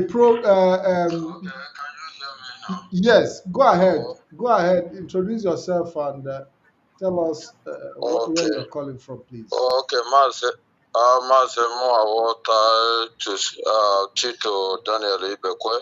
I'm calling from United Kingdom. I'm a member of IPOB. Udo Durege Mazi Lion. You're welcome to the program, Mazi. You're welcome. And Patrick Ike, I appreciate your work you are doing. Is wonderful. And I want to say my contribution. First of all, Merry Christmas to our leader, Mazi Nnamdi Kanu, Onyenke Nana Chichizu, Rabo Nigeria. Ha na-ekele Chineke ekele ebe IPOB nọ na Rugwo n'oge. So now Mazi Alex, the guest for this program. So I follow Nhende Okwu na ajụjụ ndị ajụrụ ya gbasara the commitment in the Brazil, na freedom fighting IPOB. So I want a question to ask him, being that he have expressed the interest of Brazil and Anyande Brazil, Ogoroda IPOB is a united, resolute group for self-determination. And Yama being a sociologist and sensitive role on a play in fundamental human rights. So, onye ndu anyị aka ya dọcha n'ihe dum na-eme and IPOB ihe gbasara Nigeria and intimidation na ebe IPOB dị. So far so good. Our leader have defeated Nigeria in their court. and every world leaders know about it, and still Zoo are they determined to hold him, and fighting to destroy IPOB, which they cannot achieve by every means they have been trying. So what is Brazil doing? Because Brazil one embassy in the Nigeria. What are they doing? Seeing all these things happening, even the toad in the creek have confessed that he has a hand in all the killings. Then we know about some of the southeastern governors. Their hand is dented in all these criminalities, and the non-IPOB member have been involved in any of the things. Those of our IPOB members has been held in various, DSS facilities and even in prison custodies in Nigeria. We see that their hand is not being held in any of the criminalities happening in Nigeria, both the one in the north and everywhere. Why is the nations not, talking about it and the quest for our referendum? What is Brazil doing, even as a nation, to see that the zoo cannot do all these things and get away with it? Thank you. Thank you very much. Mazi, it's important that I respond to you in that question. One thing you must understand is that Mr. Alex is not a government official. So in his capacity, he might not be in a position to give you response to what Brazil is doing on the issue of Biafra. But what Alex have assured us is for us to continue with our push and continue with to remain consistent in what we are doing. That the government is aware, and you cannot expect the Brazilian government to take a stand just like that, because as far as you are concerned, you also know that they also have some level of interest in Nigeria as well. And if at all they have to play any role, it will be a diplomatic role. So but that diplomatic role depends on we and our own effort, the effort we're able to put on the ground as Biafran people, because nobody is going to fight your fight for you. So I think that what we should be talking about is what we should be doing on our own to continue to put the pressure on not just Brazil, but governments around the world. Like he said it's not going to be easy. Brazil have also gone through what we are going through, and they were able to find their way out of it. Mazi. I think that gives a response to your question. We have another caller. Let me see. Okay, the caller is gone. So, yes, so Mazi, I really appreciate your call. Yes, thank you very much, Mazi. Yes, so Mazi Lionman, I think we have, let me see if I have a caller. Let's see who the caller is. Hello, good evening. Hello, caller, good evening, and welcome to the program. Lionman, please mute your mic. Mute your mic because there is this noise. I am trying to unmute it from here, but it's not Okay, hello, going caller, up. good evening. Yeah, good morning from here. My name is Ikechuku and I'm calling you from Indonesia. Good morning, Thank you, Ikechuku. Mazi. Welcome to the program. There were. Mazi, a whole lot of things have gone wrong in this struggle, and I think it's a high time something drastically has to be done. I listened to this the man in the creek, what he said, the comments he made, and I think it's only an Igbo people that can listen to such this thing and just overlook it like that. This man has made a whole lot of unwarranted comment, and we just overlook it like that and let it die just like that. Something has to be done, No, because Mazi, this man is that has Mazi, we have to correct the impression. We have to correct the impression. If there is no crime, there will not be justice. So our people must learn to understand that there are issues you handle in the best, because with this individual is not working alone.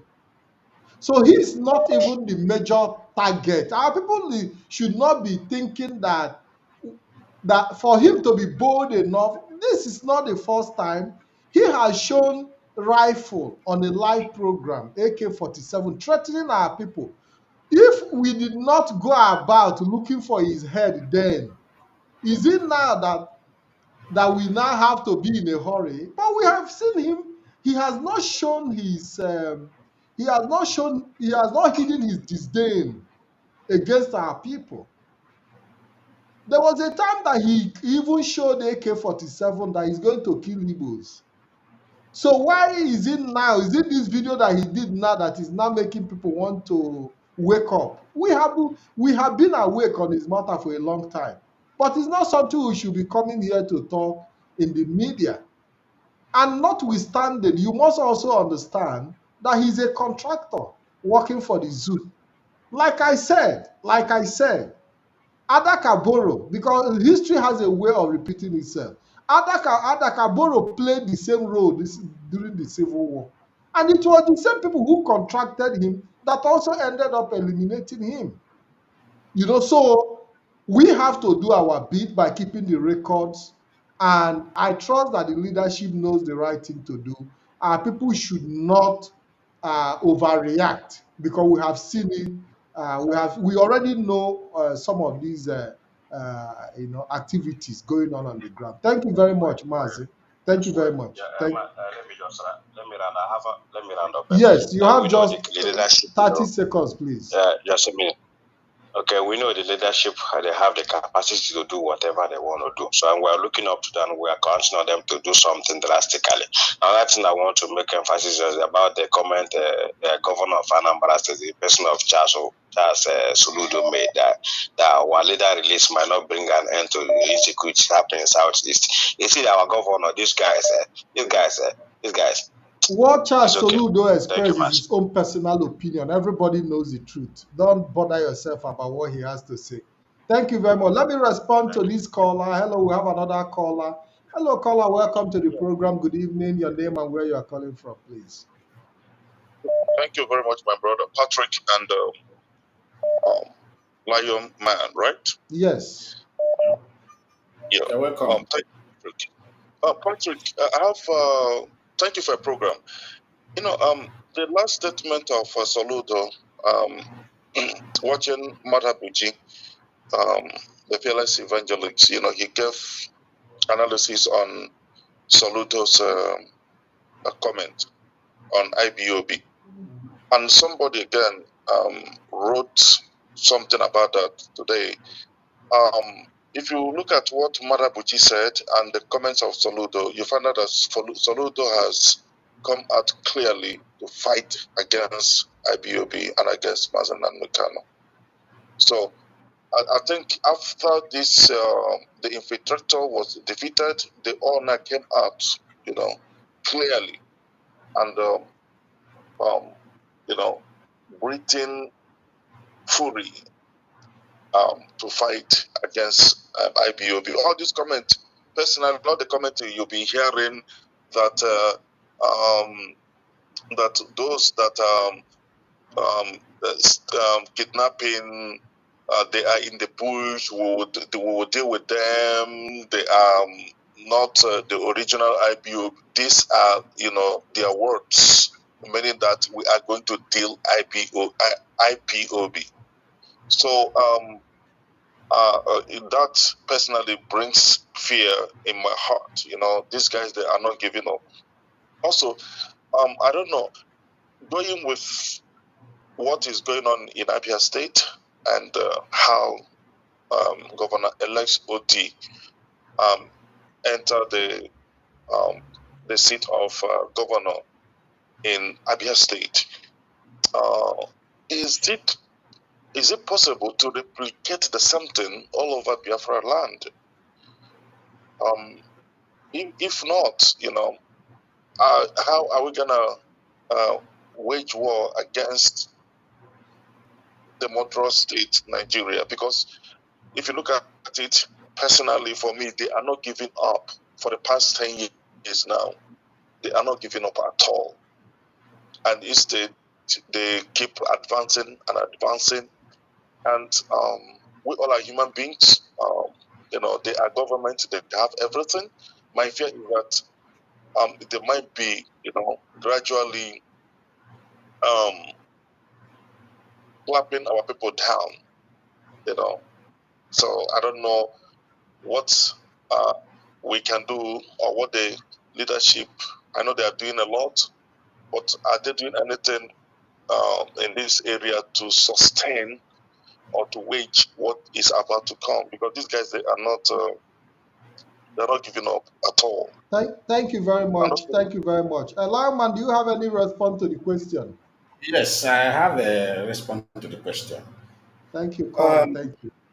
According to the question of our brother and his own revelation as well, I love that revelation he made. He said, since the arrest of this guy in Finland, many of them have come out and showcased their face to the world that they are behind that guy. Like what I want, that's what I was heading to say. Asad Kubo came out today openly confessing that he is fighting alongside in Imo State. Why he came out to do that? Because their representative is no more on ground. IPB have taken care of him. Soludo made that statement he made because the guy they are all pumping money into his account to help them destabilize the East. In other words, to give IPOB bad name is no more on And to sustain the continuous detention of Mazi Nnamdi Kanu, because yes to sustain. that is the That's what, major push. and that is the reason why they planned that game very well. They push away the capable hands, those who will not be compromised in terms of Mazen and the Kanu freedom, which is Barrister Ifeanyi Ejiofor and the Mike Estokome. They now install their own person, which is Alod Ejimako. Alod Ejimako, I have many information that I've been furnished with concerning what is happening to our leader. Alod Ejimako is behind the continuous detention of our leader, and he is not doing it because he wants to kill our leader. He is doing it to destroy IPOB. He promised them that he will make sure that Mazen Nandekano will be in their hand until IPOB is destroyed. Then they can leave him. That is the area Alod Ejimako is systematically and openly against IPOB. They bought him over. They bought him over against IPOB. That is why even when if they find it difficult for Mazen Nadekan to come out in court to distance himself from Ekperima, he wasn't happy. Alod Mako wasn't happy that Mazen Nadekano were able to utilize the opportunity to distance himself by himself. Because that is exactly what the world wanted to hear from him. Because this guy continued calling him disciple, disciple, disciple, disciple. And the politicians, they were all happy, thinking that yes, this guy is doing this job very well. And they now place people on payroll in autopilot. Many things I now begin to discover. I never knew that all these people promoting this guy on media were on salary, monthly salary of $300 every month, especially those ones in Africa. No, it's for 400. No, it's 400, 400. but he is cutting. He himself is cutting $100 out of their money, and is giving them Okay. $300 every month. Now look, go to media now. Most of those guys were doing this thing for money's sake. Now that guy is no more, and there is crisis. Politicians are coming out now to show their color because their representatives have been taken care of by IPOB. So they are not happy. They know that they are losing. They have lost it because that guy is no more available. Because IPOB is not going to go after anybody because we are civilized. What IPOB will do, we will go through the justice. Justice will be the one to deal with them. Many of you that say, what can we do? What can we do? Most of all these politicians you see, most of them know that they cannot touch their leg in Europe anymore. Most of them know. Most of them know that their feet can never touch in Europe anymore. The moment they are touched, they may not come back. Arrest will be made. So this is what I am telling Biafrans. Everybody should not be remove emotion. Remove emotion. That is a way to do things. Everybody cannot be mad at the same Yes, time. caller, The caller, Nigeria, do the Nigeria government you have and another contribution to make? the Nigeria government and the politician from Biafra land, they are on a state of madness, and nobody should expect IPOB to No, go no, into Mazi, is it a question you want to put out there for the public, or is it a question you want to put to me? To the public, and at the same time, I want a response. Okay, go ahead. right. I want to ask, probably this might look a little bit silly, but please accommodate me. This is my own opinion. With the arrest of Eberima in Finland, I want to ask, it has this, for me, this is a defeat against Nigeria and defeat also somehow against Britain, because these are the people sponsoring him and other big organizations all over the world. You know, with this, can somebody say, that IPOB leaders, they have joined the leaders of the world? Because this arrest for me is not an easy thing. For this guy to be apprehended, can we say that the leaders of IPOB, they have joined the League of the World, or the leaders of the world? Please, thank you. Well, Mazi Lion Man, are you in a position to respond to that question? Because as far as I'm concerned, IPOB leadership have been able to stamp their feet, in when it comes to uh, global leadership. The appearance of Alex today is a typical example of what IPOB leadership have been able to achieve, being able to walk their way into parliament of different governments. Outside Brazil, we have also been to our parliament all over the world. Um, is it a question that should be put forward? If IPOB leadership have become part of global world leadership, I don't know. I have this caller, Wait, because let it's me important that when put I our miss a call, I get in touch, so that our people do not think that maybe I'm selecting some calls and I'm rejecting others. So let's see if we can. Let's see. Hello, caller. Welcome to the program. Good evening, brother. Yeah, thank you very much for being part of us. Tell us your name and where you are calling from, please. Yeah, Please, my name is can you please stay away from your listening device, because we can hear the echo. okay. Mm.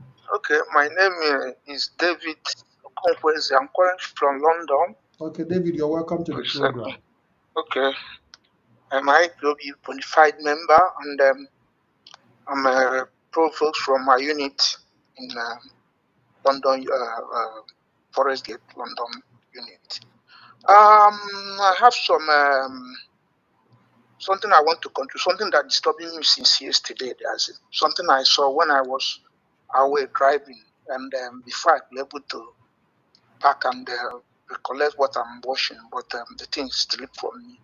There's a kidnap that happened in Biafra land yesterday, and that kidnap was involved in Lagos 2012 and 15, and two Lexus and another Jeep in front, which I didn't see clearly. Well, this thing happened yesterday afternoon in Biafra land. So I don't know whether some people have seen it or the leadership have seen it, because it happened in a border town within the two towns, and the whole occupants of the three vehicle were chattered away. and their booth and their doors, all of them are opened. So the person who was recording the thing wasn't, saying real what happened I before I could be able to. I think that video is in circulation. That video is in circulation. It's on social media. Everybody is seeing it. But most of the time, people think that the IPOB leadership are everywhere at the same time. Unfortunately, that is not the case. A lot of people think that it is the duty of the Eastern Security Network to be mounting the highway and guiding cars that are coming from Lagos and from other places. People need to understand that the job of the ESN is cut out for them by making sure that the farmlands are secured. So we should not be expecting IPOB leadership to mount the highway, also considering the risk of the confrontation with the Nigerian military that are aiding and abetting some of these kidnappings. So it's very, very important that we do not put so much expectation and burden on this leadership, because they cannot do the job of securing the highway, guiding the bush, and doing all the, you understand what I'm saying? So this is the area that our people need to understand, that they have to come together. And that is also an area we have to support the leadership to make a specific decision. If we want to go in that areas of securing our highway. But I think that there are vigilante groups in different communities in Biafra land, that these vigilante groups are also supposed to mobilize themselves. And this is what the leadership have been championing, that communities should build their own vigilante groups that will help in securing their environment. And the recently Mazi also came to call out some names of some PGs, mentioning some PGs in certain communities who have now become involved in criminality. So there is a video I would have loved to play of a lady who was analyzing a program on one radio station. And this woman gave us a clear instant of how the military are aiding and abetting kidnappers. Unfortunately, I do not have that video clip at my disposal, but I will look for it. So it's a whole lot of challenge before us. But people should not be pushing every challenge and every problem towards the leadership, because they have their job cut out for them. They cannot be everywhere. They cannot do the job of the policing as it stands today. We cannot afford to put the life of our men in the bush at risk trying to confront kidnappers who are being abated by the Nigerian military. It's not an easy job. You understand what I'm saying? Yeah, I understand what you said, but I just an observation. At least if something is happening and everybody, of course, like I said, media, the video, that video is all over the place. It's all over social media. But I believe that investigation also would be done within the necessary apparatus that are on the ground to look at possibilities. But I think that the best way to confront these issues are community vigilante groups, because even if ESN decide now to embark on a journey to go and rescue some of these kidnapped individuals, they are going to be confronted by the Nigerian army. While you are trying to go and help rescue kidnapped citizens, you have to face the Nigerian army who are abetting and contributing to the kidnapping. So you understand how dynamic the whole situation is. Well, it's just his observation, and I want the leadership, at least as we people done an interview today, a lot of people are watching, the leadership are watching as well. Let it be an observation, so that even if anything will be done, that will be done. But we know the creek, the big creek is, according to his recent comment, their operation in Imo State and all those areas that those things are happening. But it's just observation. And at the same time, thank you very much for your thanking you, contribution, caller. I'm thanking you, Patrick, and the Lion Man for the work you people are doing. Thank you very very much. I'll not much. waste everybody's time again. Thank you. Thank you for your contribution. Thank you. We appreciate your Thank call. you. Yeah, Lion Man. Yeah, to the question that our brother asked in regards of if the leadership are now join the global leadership of the world by that arrest that was made in Finland against the Nigeria agent. Well, let me just put it this way. Thank God that the person that made that call lives in a developed world as well. In a developed world, they don't believe in gossip.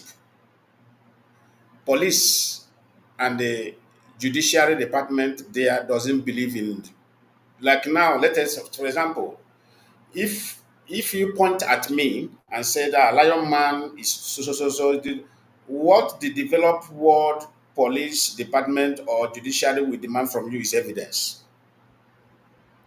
Do you have evidence?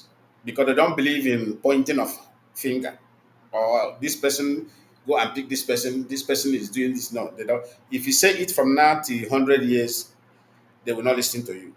But any day you provide evidence and they go into investigation and they go into monitoring, following you, what happened to Eperima in Finland does not mean that the leadership have joined the world global leadership.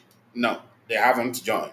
But in one way or another, they have laid their complaint and their lamentation against what is going on against our people. And our people have to live. We will not fold our hand and watch our people die. That does not show that means we are not representing our people. Anything that affects our people negatively is what IPOB will stand up and engage immediately to see to the end of that pain over our people. And that's what the leadership did. Because when we discovered that this guy were contracted by Nigeria government and had been backrolling by the Nigeria government, that was when the leadership moved into action as okay, government have been there for you, government are funding you, protecting you, making you to feel confident. Overconfidence is what lead that guy to the life imprisonment that he's heading to. Because the evidence that is on ground, that guy was in a developed country where law function and he has the mind to go and they know how these countries value human life. This guy is living in a country that if you have an accident now, government will release a helicopter, they will release road ambulance to come and pick that person to save that life. Government is ready to spend €1 million to secure one single life, either foreigner living in their land or citizen. But somebody like that, staying in such country, has the mind to go into slaughtering of Biafrans in Biafra land, pretending to be fighting for Biafra freedom. Why slaughtering his mission? The mission they handed over to him is slaughter them. That is why somebody like me, I have vowed. Let me tell you, I have vowed. If nobody, you see that guy, he will never see heaven again. He will never see this outside again for killing the Biafrans. Yeah, Lion Man, I think we have a caller. Hello, caller. Welcome to the program. Yeah, good evening. I'm Oyebuchi calling from Italy. Okay, Oyebuchi, welcome to the program. Thank you. I want to make my little contribution about the kidnap that happened around Isu yesterday, Isu in Oka. That area sometimes is lonely, and sometimes such a thing can happen because everybody are running for their life. But the latest thing I want to shift in is that IPOB has been campaigning for people to return home, even for this Xmas.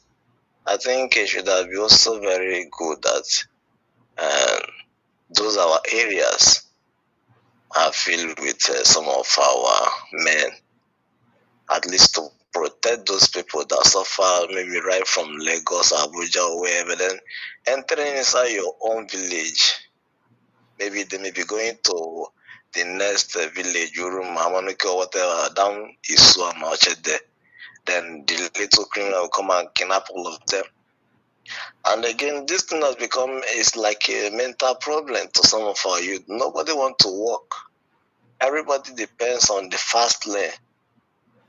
My own suggestion is that this we should not be because some people want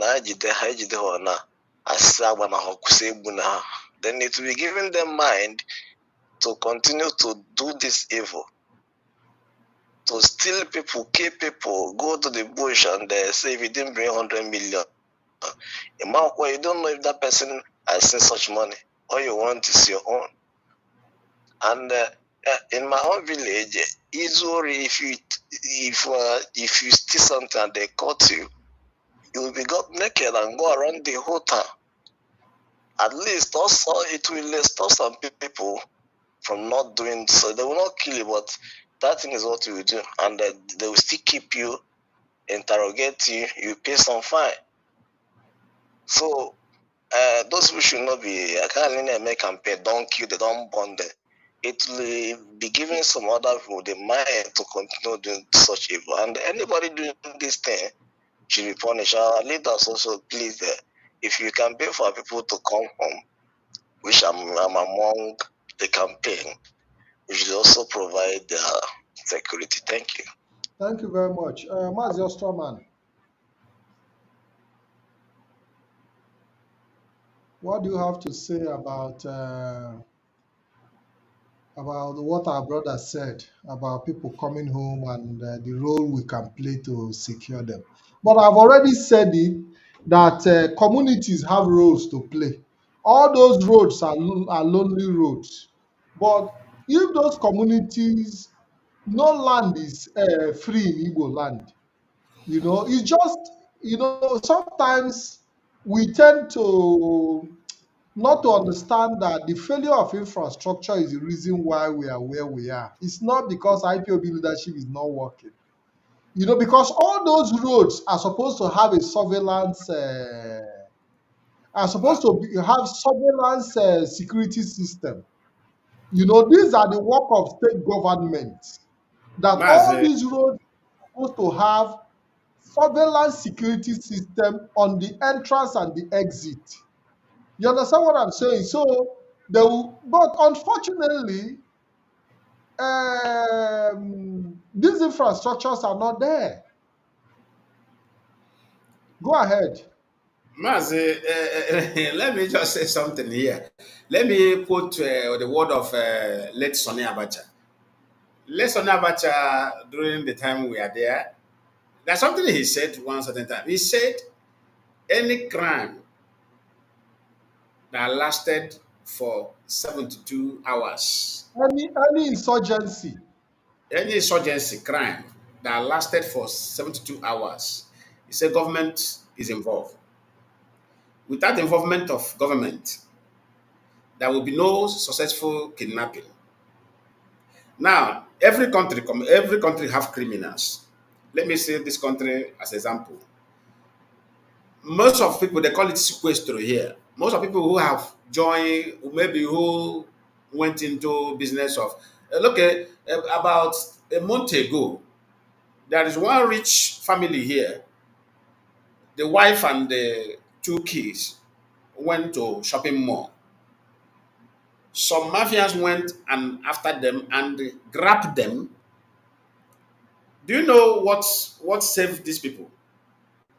The highway road surveillance camera. Police went into work immediately. They begin to monitor those camera, and see where the ghetto, where they drove this woman and the two kids in. Immediately, under 10 minutes, helicopter surround that environment. Even the criminals began to run. They will jump out from the bush. They get to where they keep those men and abandon that woman and the children and start running away for their life. The police, they come down from the helicopter and pick up the woman and the children and return them to the family. So what am I saying? This is exactly why Nigeria officials like our governors and our senators, they don't want electricity to work in Nigeria. Without electricity, security can never be completed. You can never complete security system without steady electricity. I am putting it to them. If they doubt me, let them come out for our debate. They intentionally deny Nigerians electricity because they know that moment electricity is there, many people, you as a civilized man who have lived in abroad, if you build your house, you will mount camera there. Even Mazi, apart from even these days, there are cameras that have solar system. That's what I'm telling you. There are cameras. Yes, there are cameras that have attachment of solar system in them, and even with a light. They can't put it where they can't put it because they are people behind the crime. Our politicians are people behind the crime. Senators are the people behind the crime. Our local government chairmen are people behind the crime. Governors are people behind the crime. So they can't put it. How can you put a security system against yourself? Yeah, you are working against yourself automatically. You can't work against yourself. This is the problem. You can't work against yourself. We understand this thing. And that is why they are fighting to see that IPOB is destroyed because they have seen the mentality of IPOB, knowing fully well that IPOB have adopted the civilized world mentality. And is not favorable to them because these people, they are addicted. They, underline my line, they are addicted to evil. They are addicted to evil. They sleep in evil, they wake up in evil, they eat in evil, they drink in evil. So taking it away from them, it's like a drug addict. You want to take a drug away from a drug addict, you see how it will affect that drug addict for the moment. It will be as if this person want to die.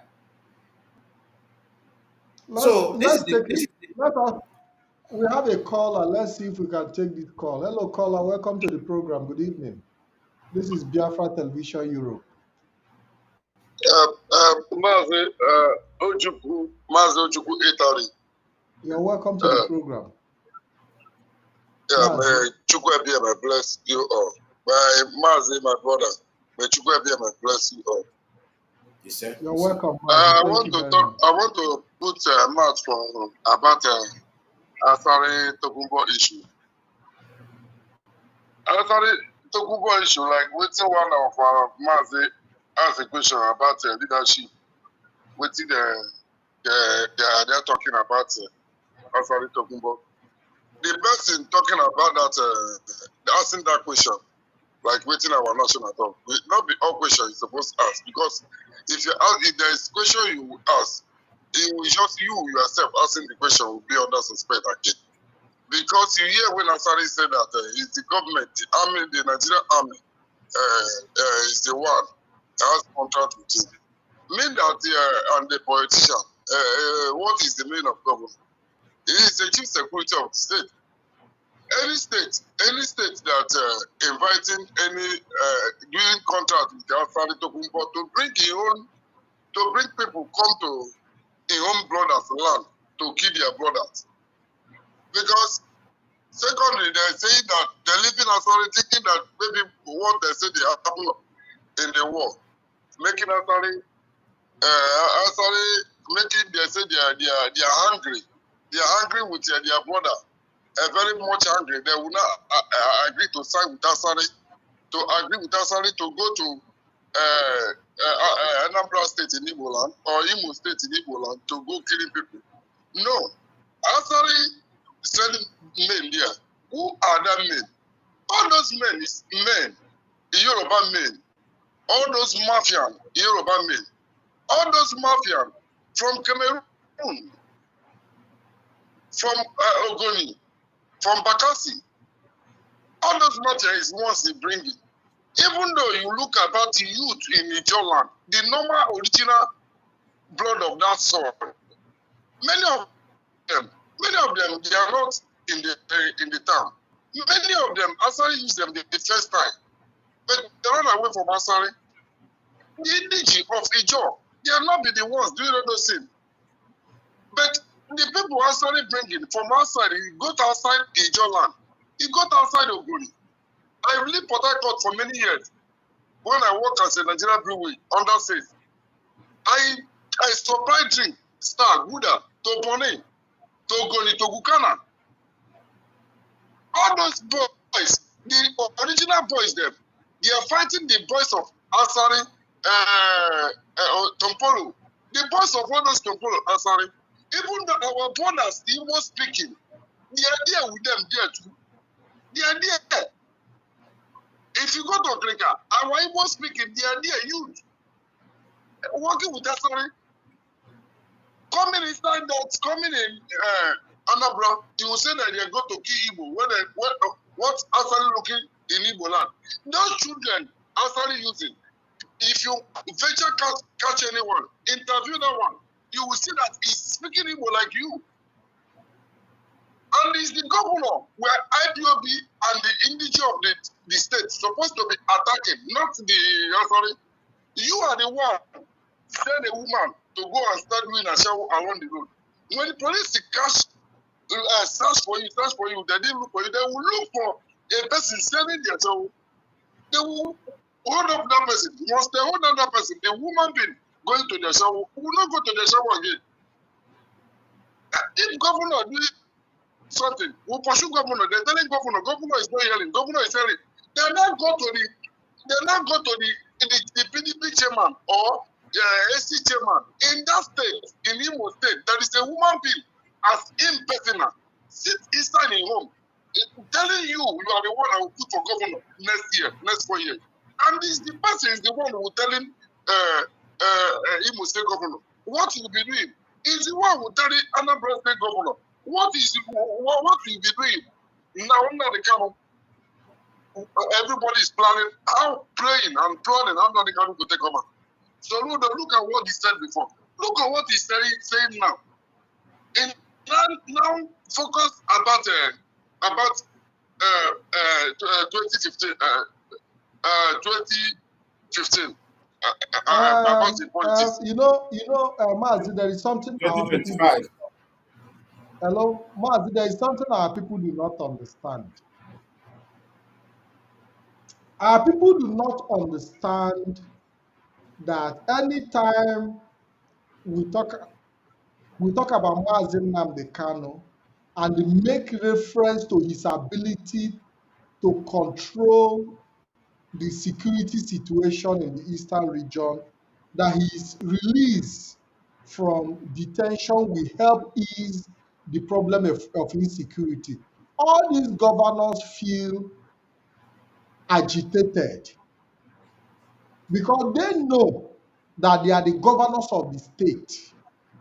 They know that it is their duty to take care of insecurity. They know that they have the resources provided to them by government, from the central government. They give them security vote every month. And suddenly, you are now telling them that somebody who is in detention somewhere will be the one to come and help fight this security while they are enjoying the security vote money and all that. First of all, you put them in agitation and you also make them feel inferior, which means they are not capable to handle the security problem in their respective state. And the moment you put them in that position where they now start feeling vulnerable, you see that they are going to react possibly in envy or in jealousy, or try to prove that no, that they have the capacity to arrest the security situation. So attaching that Mazi Nnamdi Kanu freedom from detention will address the issue of insecurity in the eastern region is also a way to tell them that they are not competent in their job or in their jobs as governors. And you cannot, as you would definitely see them try to fight against the release of Mazi Nnamdi Kanu. Because if eventually Mazi Nnamdi Kanu comes out truly and is able to put the issue of security in the eastern region into good perspective and resolve that problem, it makes these governors irrelevant automatically. So what you see, the position you see Soludo take today is a question of influence. He's trying to also market himself to tell you that, listen, that he has the capacity. And that is the reason he is trying to now set up his own security outfit, also to help him for the next election. Because the new security he is trying to put up now is to help him win the election. In 2020, is it next year or when? In 2026. It should be 2026. You know, so when you mention Mazi Nnamdi Kanu as having that capacity to take care of the insecurity situation in the eastern region, these governors feel threatened because they feel that you are trying to make them lose relevance. Because they are in government, they have all the resources to tackle the problem of security. While you now have somebody who is in detention, who does not have any government resources, who does not have any, just a normal citizen. You know what that means? You are touching them. You are touching their ego. You're also touching that security vote. Because federal government will tell them, since it is Mazi Nnamdi Kanu that will arrest, there is no need giving you people security vote. Let us release him for him to take care of the security. Mazi Lyman, I don't know if I'm making a point. Exactly. You are correct. Go ahead. So our people need to understand that they themselves too are fighting the battle of their own lives. They are fighting the battle of their own life, both politically and otherwise. So you should not, when you look, people should learn to understand when people like Soludo speak. Not that he doesn't want Mazi Nnamdi Kanu to come out, but the coming out of Mazi Nnamdi Kanu from detention has become a threat now to them. The coming out of Mazi Nnamdi Kanu, listen, Mazi Nnamdi Kanu being released from detention has become a threat to them, have become a threat to their influence, have become a threat to their relevance politically, have become a threat to their finance, because that, do you know how much they take in as with billions? And they need this insecurity to continue to be able to have something to present to Abuja. Because if you no longer have security issues in your state, why should federal government be giving you money for security? So it is a whole lot of issues that have to be put into perspective. So Mazi, let our people learn to understand that it's not just a one-dimension issue. It is a compound of issues that our people must look into. Because we are talking about billions and billions of naira security vote that is coming in every month. So if there are no more securities, for example, if Anambra State is peaceful, why should federal government give Soludo billions of dollars for insecurity that does not exist? So that insecurity need to be there for the money to keep coming in. Caller, thank you for your contribution. But I wanted to talk about a very important thing. Mazi, but you have spent over 10 minutes. Okay, I will give you just 1 minute to round up, please. Okay. I am talking about Anyoma. If our leadership will know what they will do, because I tried in my capacity from Ekpo to Iwodo, and I find out the king, those who are called themselves traditional ruler, Obis, and from our individual people living in Abuja, those who have money, like what I know as agents, they have their cow. Some has cow 500, 600. For the security, you are talking about security. That is why I come in. The security form in each village, that the government is the one controlling the security, the state government, they control it under Sama. Ogwasho, Iwuzo, Oguruku, all the whole bush, start from Oguruno, start from Ubigeja, Oguruno, start from Ebele, all that bush to East, Obanam, Eastern Asaba, bush, and Onichuba bush, or Ibodo bush, all those bush, nowhere, all those bush, school and trap, no one is going there for farming again. Nowhere. If all the Fulani go out from Anambra or from 5 states, or they are Anyoma say home, surrender the whole bush in Anyoma, so that if anything we are doing is about security, let them put mind. It's a security network. Even though they king the way they follow Anyoma, they take bribe with the Fulani, make the security inside the place, nothing go pursue them. And make our inside security network knowing that they have already covered all those places. So, Thank you very much for your contribution, Mazi. We appreciate you. Thank you very much. That was my zonal coordinator as well. So Mazi, these are the things that people must look at the issue of Soludo position and the issue of insecurity. There is a lot is at stake. A lot is at stake. We'll be rounding up this program. Mazi Lionman, do you have something else to say? Well, what would I have to say, Mazi?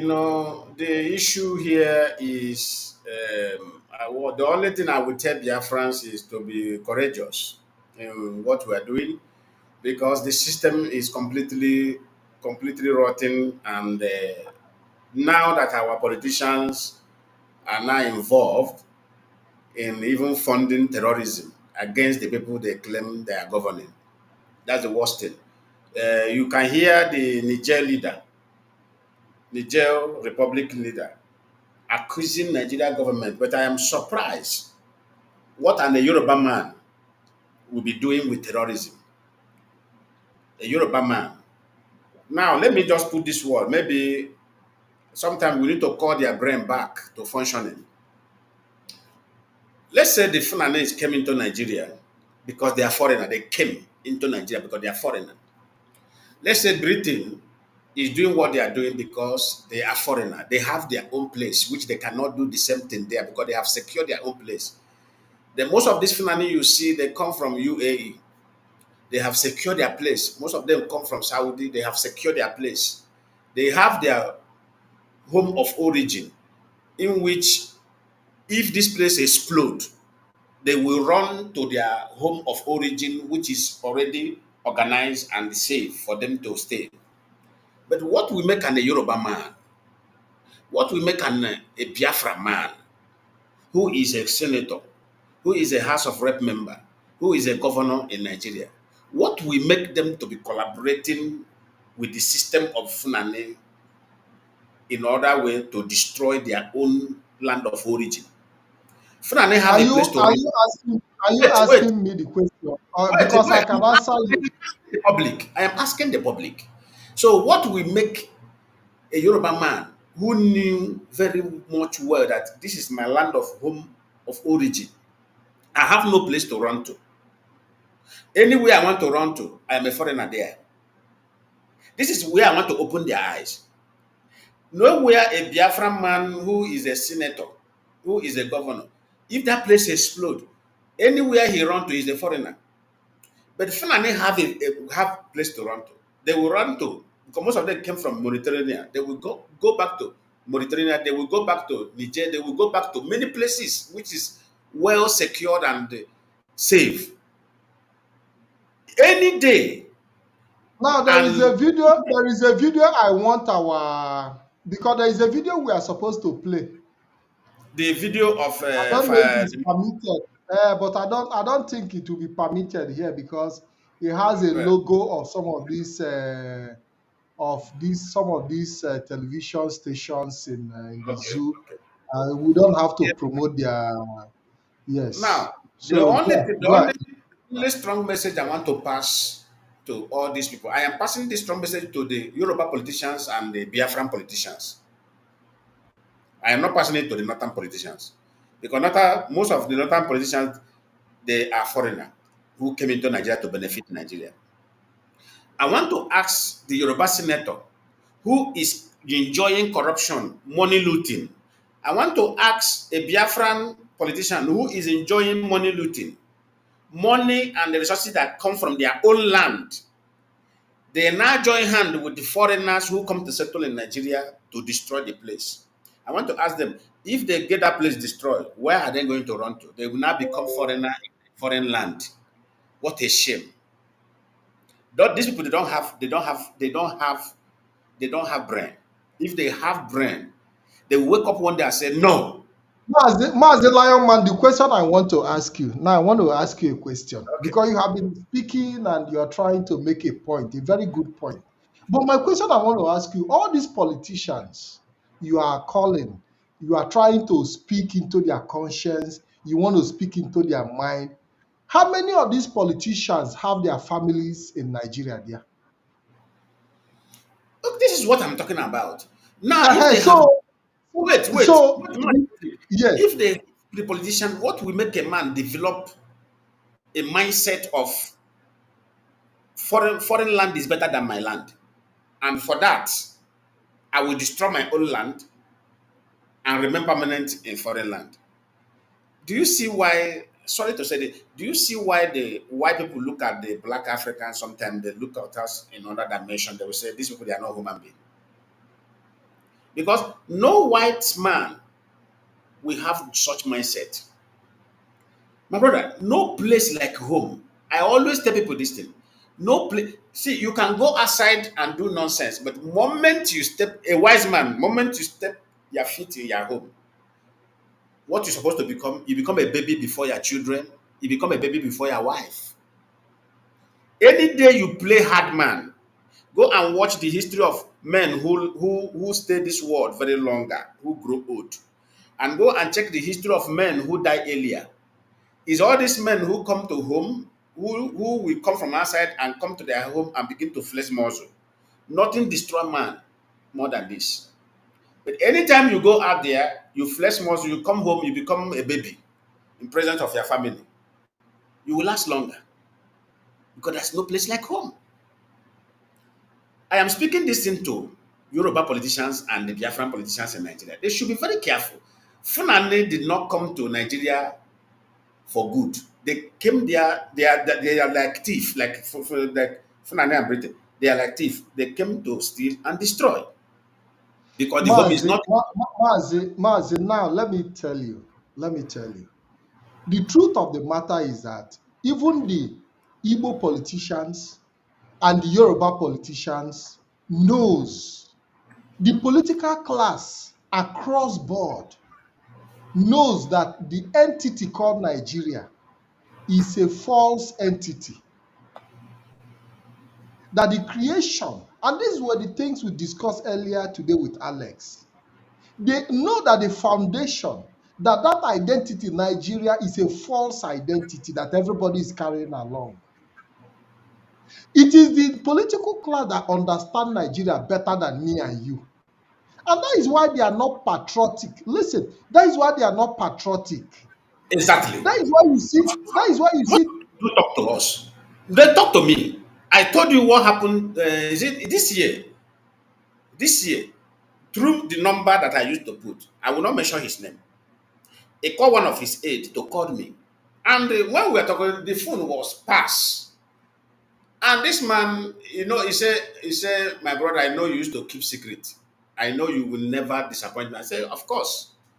And he told me something. The only thing I asked him, I said, then why are you not supporting? Since you know that it's only IPOP will save the generation, even include Yoruba, he said only IPOP, what people are doing, you people are saying the truth, we all know. Imagine a senator telling you that they know that you are speaking the truth. Then I now provoke, I now ask him, why can't you act? He said, my brother, are you going to act in the midst of, do you know who is who? That was the response. He said, do you know who is who?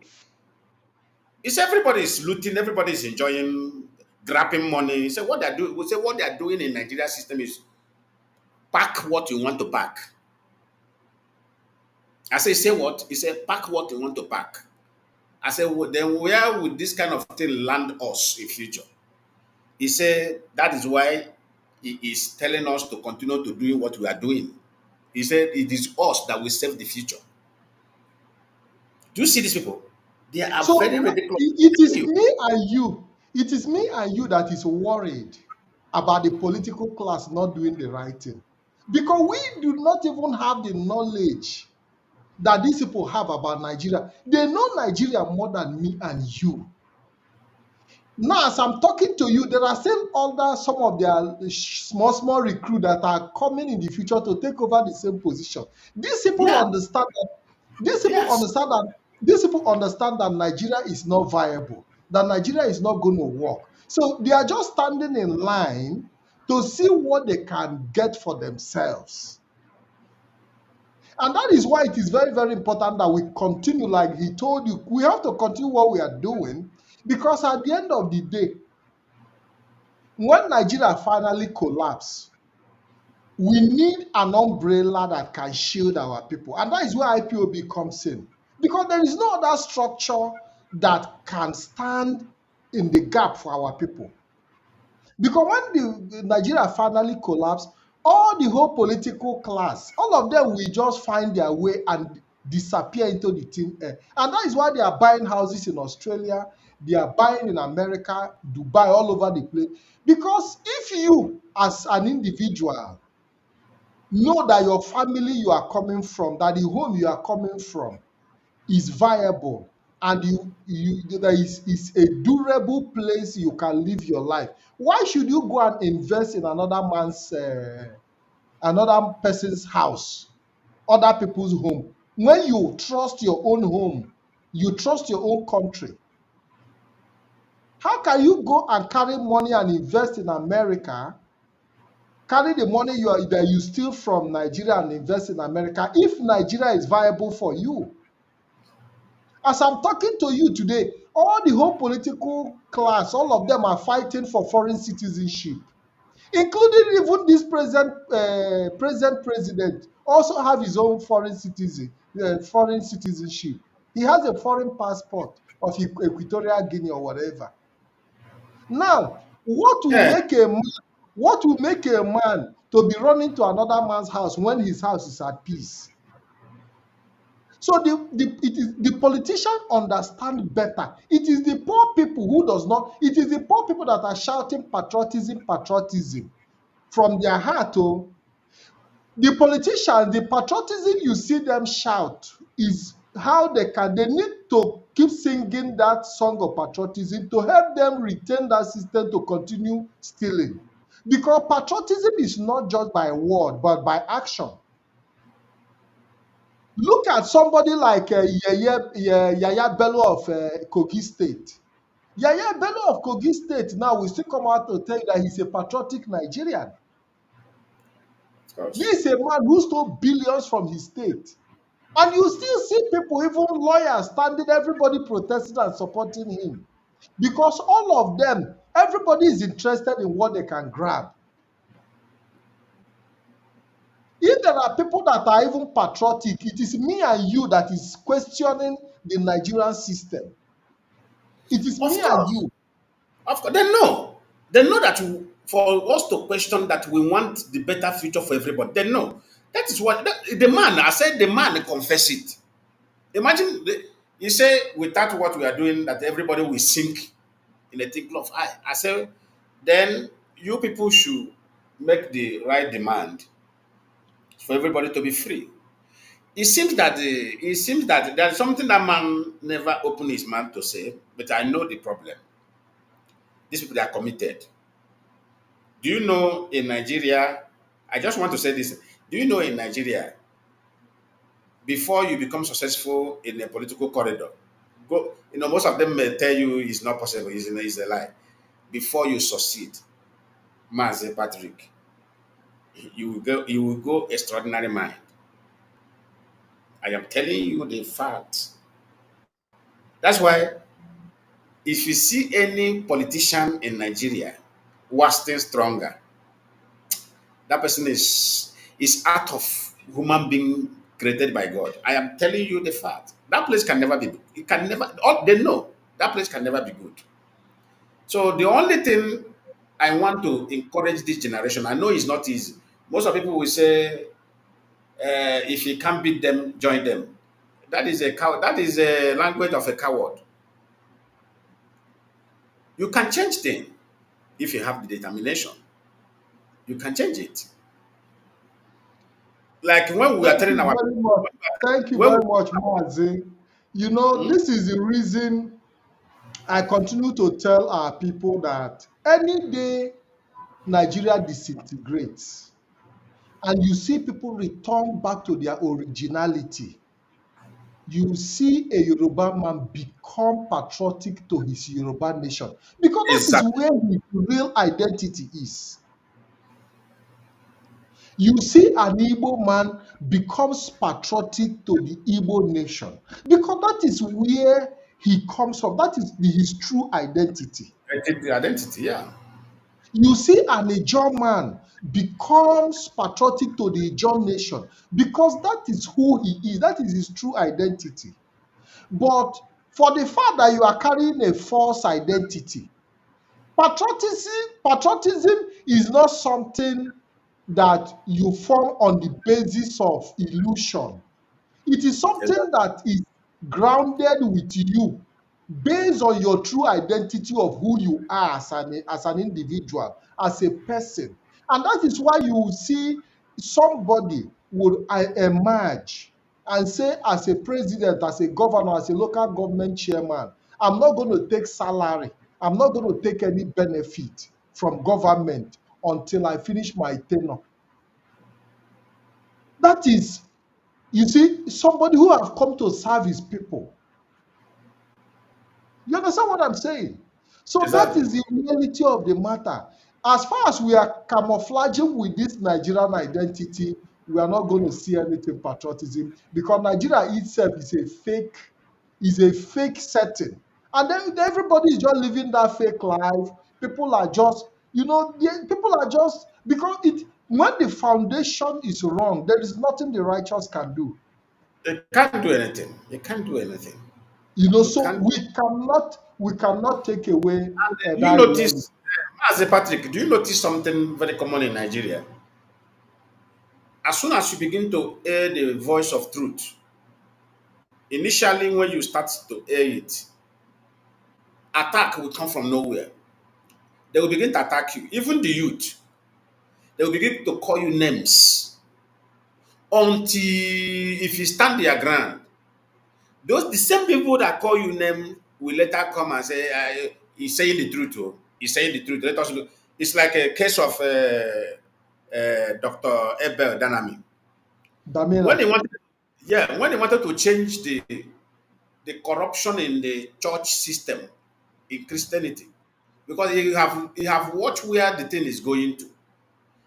Watch how Christianity is generating criminal in Nigeria. Because imagine a pastor coming on the altar and said somebody make $1 billion in one how many hours with God grace.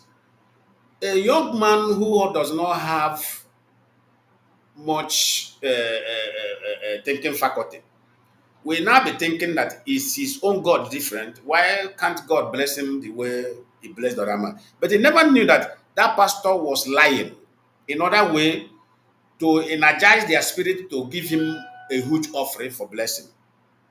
You never know that every testimony that pastor was giving is a pure lie. No Now, single. Lion man. Now, let me come in the angle of in the angle of religion, in the angle of Yeah, religion, the religion and the society, religion and the society are built side by side. Whether it is traditional religion, whether it is the Hindu religion, whether it is exactly. the Christian religion, whether it is the Islamic religion, these institutions are built side by side because the essence of religion is to help you, regulate in some ways the human character. Religion helps you regulate the human character, and it helps you mold the human character. That is why at birth you see children are being pushed into that religious setting to help mold their character outside the conventional constitutional system of government. The religion that you practice helps you, because every religion have their own inbuilt rules and regulations as well outside the conventional the conventional state constitution, so that even if you do not understand the state constitution, the rules and the regulation of your religion can give you a guideline on how to live a life that would also adopt, or that will adapt with the system that the state have put in place for you. I don't know if I'm communicating.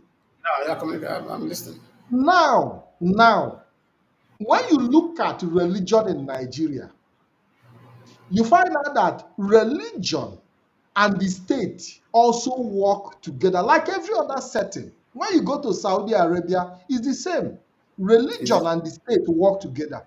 they work together? When you go to Afghanistan, it's the same. Religion and the state. These are institutions that are built to model your character, to also help the state. And that is why you see a lot of people today, they are in church. These people are supposed to be criminals and maybe bandits or kidnappers. But because the church, the church or the mosque or the religion they find themselves have been able to put their conscience, mold their conscience to the point that they can no longer carry out some of these atrocities or get involved in criminality. Not because they Exactly. are afraid, not because they are afraid of the law of the land, No, but that is that is the area I am going. That is now why I I'm not, said there is where I'm driving at somewhere, and I'm going to also give you the opportunity. But achọm ka ị napụ m okwu n'ọnụ, you understand? I'm sorry. driving, I'm driving somewhere. I'm driving somewhere. Now, our people should not just focus on religion as the problem that we have. You understand what I'm saying? Because religion as an institution goes in line with the state. Now, looking at religion in Nigeria and looking at religion in other places, you see that the Nigerian state, in its own deformation, the deformation of the Nigerian state, have also contributed in the deformation of the religion setting in Nigeria. Exactly. Because the deformation of the Nigerian state, if the Nigerian state is an upright state, if Nigerian state as a country is an upright state, it will be completely impossible for you to see any form of corruption in the religion Yeah. in Nigeria, because it is also the state that helps regulate religious activities. How does the state regulate religious activities? The state regulate religious activity based on the standard it creates, the standard the state have created for the religion to function. That is why you see today that Nigeria dysfunctionality have affected the religious system, that even the pastors themselves too are also working with the politicians to keep the people as slaves. Exactly. Exactly. You understand what I'm saying? And that is why you see that Nigerians cannot rise up. Nigerians cannot rise up and demand for their right because the Nigerian system have conditioned the religious setting to make the people redundant and docile. Where you see a pastor stand on the altar to tell their congregation that you should be praying to God rather than demand your right from the government. And that is how the government want it to be. The government want the people to be praying to God and demanding their putting their prayer to God instead of the citizen demanding their right. They have used religion to condition the mind of the people, take their mind off their right as humans. You understand what I'm saying? So you see Exactly. that even in the days of the Bible, in the olden days, the kings in those days and the religious leaders, all these fake pastors, work together. They work hand in hand.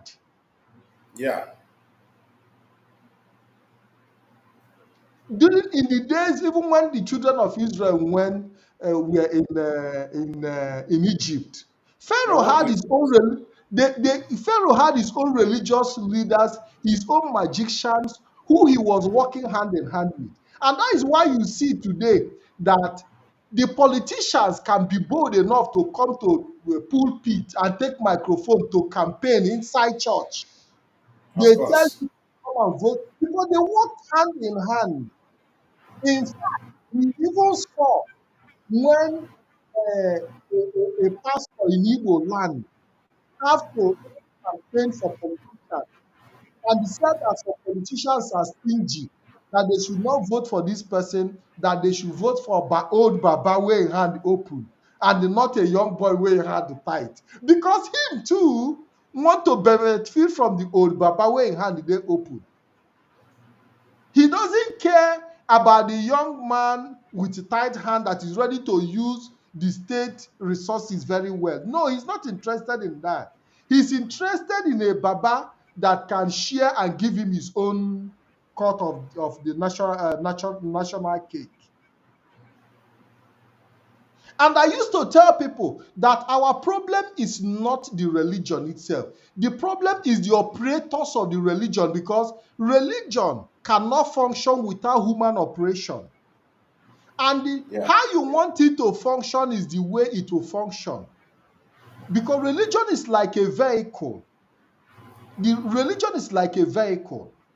Exactly. When you use the vehicle, it is not the vehicle that uses itself. It is the driver of this vehicle that decides the direction the vehicle will go. So if you see the likes of Abel Damina that you mentioned earlier, now you see the direction he has taken his own gospel to. Now he is the driver of this particular gospel now within that same religious belief system. And you see that people should be able to understand when people say religion, religion, religion, the problem is not the religion. The Exactly. problem are the operators. You say Operators. Yeah. the That's what operators of the religion. operators. So Yeah. people should learn to focus on the operators of the religion, not the religion itself. Not the Because religion itself. you can also use the Bible as a source of incitement into revolution, where people can stand up and say enough is enough. Exactly. You can use the Quran as a subject of revolution, where people can say we have had enough. Because when you bring out the truth in those books and point out instances of events where people stood up for their right, you see that the congregation will start standing up for their right. But because the operators of this religion have been corrupted, you see that they are going to tell you that angle, that side of the story that suit the government, because they are beneficiaries of the loot. Mazi. Exactly. That is the area I was going at. Nnamdi, the direction he is going, he want to change the mindset of people of what they have the wrong, or may I say the falsehood seed which they have been planted in the mindset of the people. That's what he want to revise. He want to revive it and take that corrupt seed away from people. But people never understand what he was doing, what he are about to do. But now they are beginning to understand it. The same people who were insulting him earlier, the same people who were insulting him earlier are now praising him. Because one, many people, okay, look at what happened to this year that is about to finish. Before, there's the owner of a school in Enugu called me earlier this year. That was February. He said they recorded something strange happened in their school. He said every January, parents will be sending them text message, begging them, pleading with them to to give them some time to pay for their children's school fees. But he said this year they are surprised that January all the whole parents in school have paid their children's school fees. So he said when they went to meeting to make a research on what trigger the earlier payment from parents than what happened this year. He said they discovered that it is the word that IPOB raised and the word that Ebe Daname raised, telling people that you don't give God. They say, this is this phone now. I said, okay, I want to give God iPhone 13 so that God will give me iPhone 16 Pro Max. He said, no, God doesn't work that way. He said, anybody who is demanding what you have in your hand for God to bless is a criminal. And many people now realize their mistake. Oh, these people, they have been stolen from us. Oh, all this year. That's why they will tell you, pay a seed to provoke God for the New Year blessing. Some people will write check. Some people will transfer all the money they have in their account. They will remain empty. But this year, they didn't do it. Because of what? Because of the truth we are saying on media. They did it. Nobody. They said, no, let us see what will happen. This thing we have been giving it these people. Still, we will still remain in one place. This year, they were able to solve their problem earlier. This is what you're talking about. IPOB have done enough. In fact, we have delivered souls. And this is why I ask every IPOB member to be courageous, to stand strong. It's not easy. To deliver people is not easy. And that is the mission we are. We are to deliver not only our people, everybody and the entire Africa. All these leaders you see, they know. All these pastors and bishops, they know that IPOB is speaking the truth. They know that we are on the right path. They know. But due to they are addicted to that enjoyment of corruption. So they are looking for a group that will counter to see that if this group can be able to hijack and destroy this movement of IPOB. But they won't succeed. Look at what is No, happening. the challenge that IPOB have is the impression that the disintegration of Nigeria will spell doom for everybody, because this thing has been sold to Nigerians over time, that Biafra is a demonic name. In fact, sometimes I believe that some will even be praying against Biafra in their bedroom because of what the propaganda that have been sold to them over time, that anything Biafra should be avoided and things like that.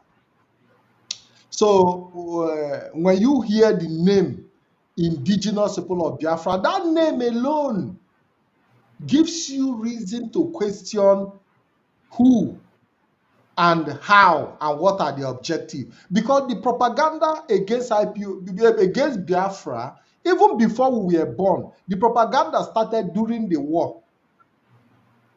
That they don't want to hear anything there. So when you present, even if you have the best message, it will be rejected because they have built a kind of a kind of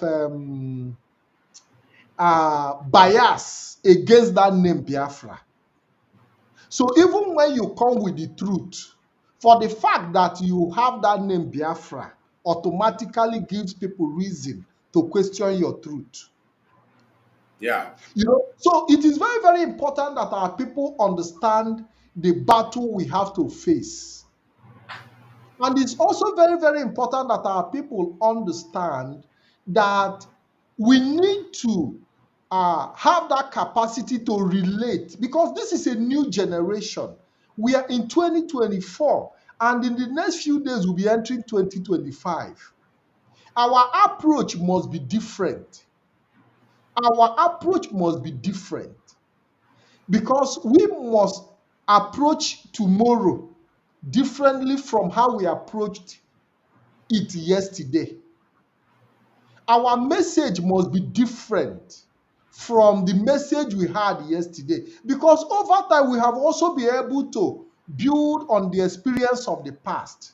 And if we have not learned anything from our experience of the past, then we are not going to move forward. Because learning from our experience of the past will help us make decisions. It will help us reevaluate our position and our decisions to be able to approach a future that can guarantee our consistency and to be able to get a better result. And that is why I have always said it, that we must look at the struggle for Biafra restoration from all horizons, from all angles.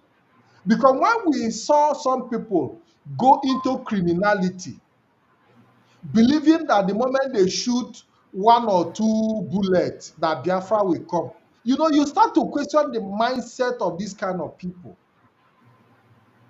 What are the resources at your disposal to confront a state like Nigeria with AK-47? How do you win the war? Because in every war, you must have the superiority of the airspace.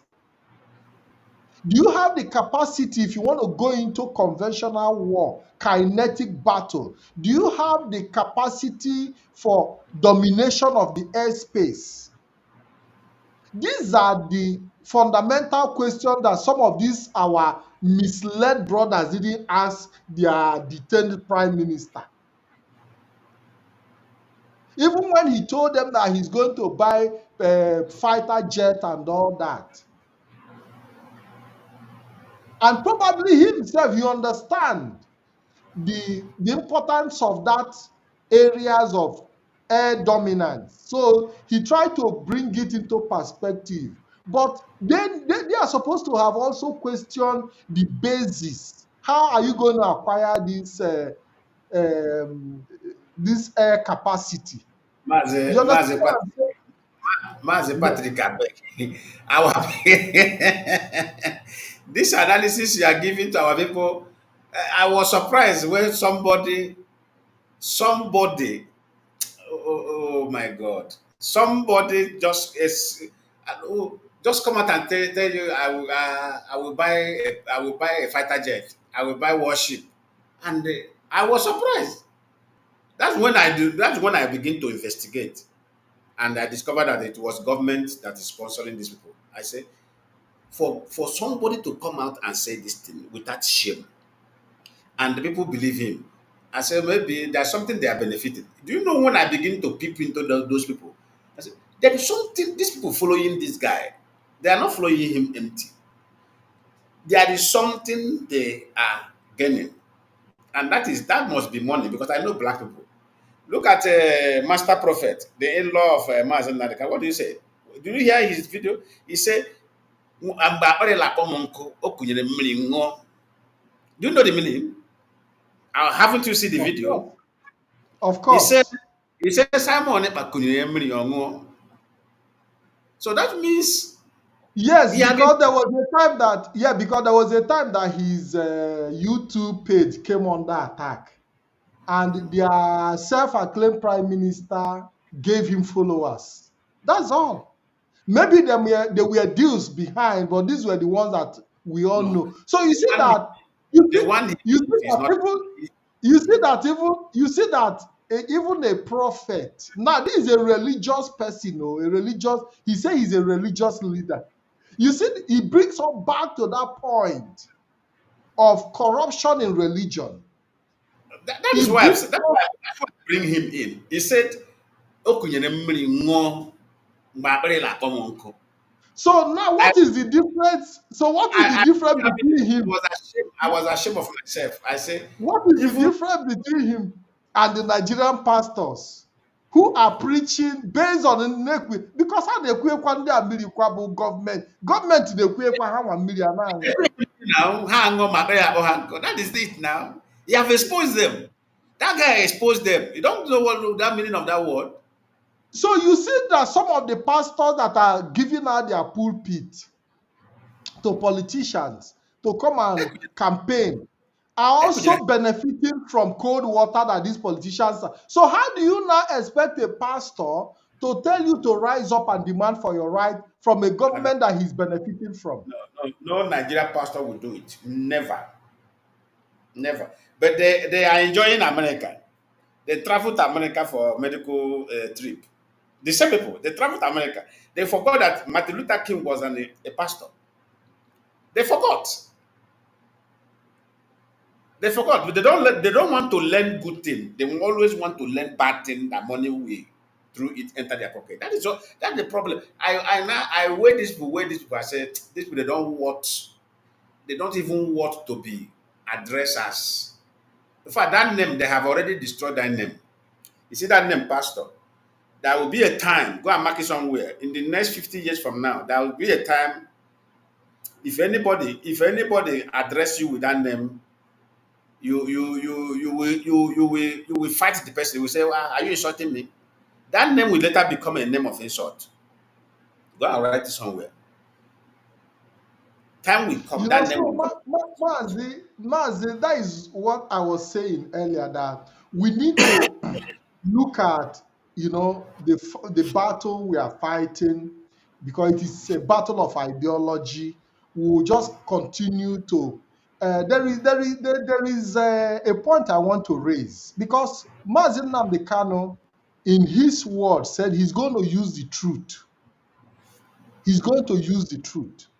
And recently, I also came across this guy that was arrested, Dele Farotimi. He said he is also going to use that the truth is enough. It's truth only.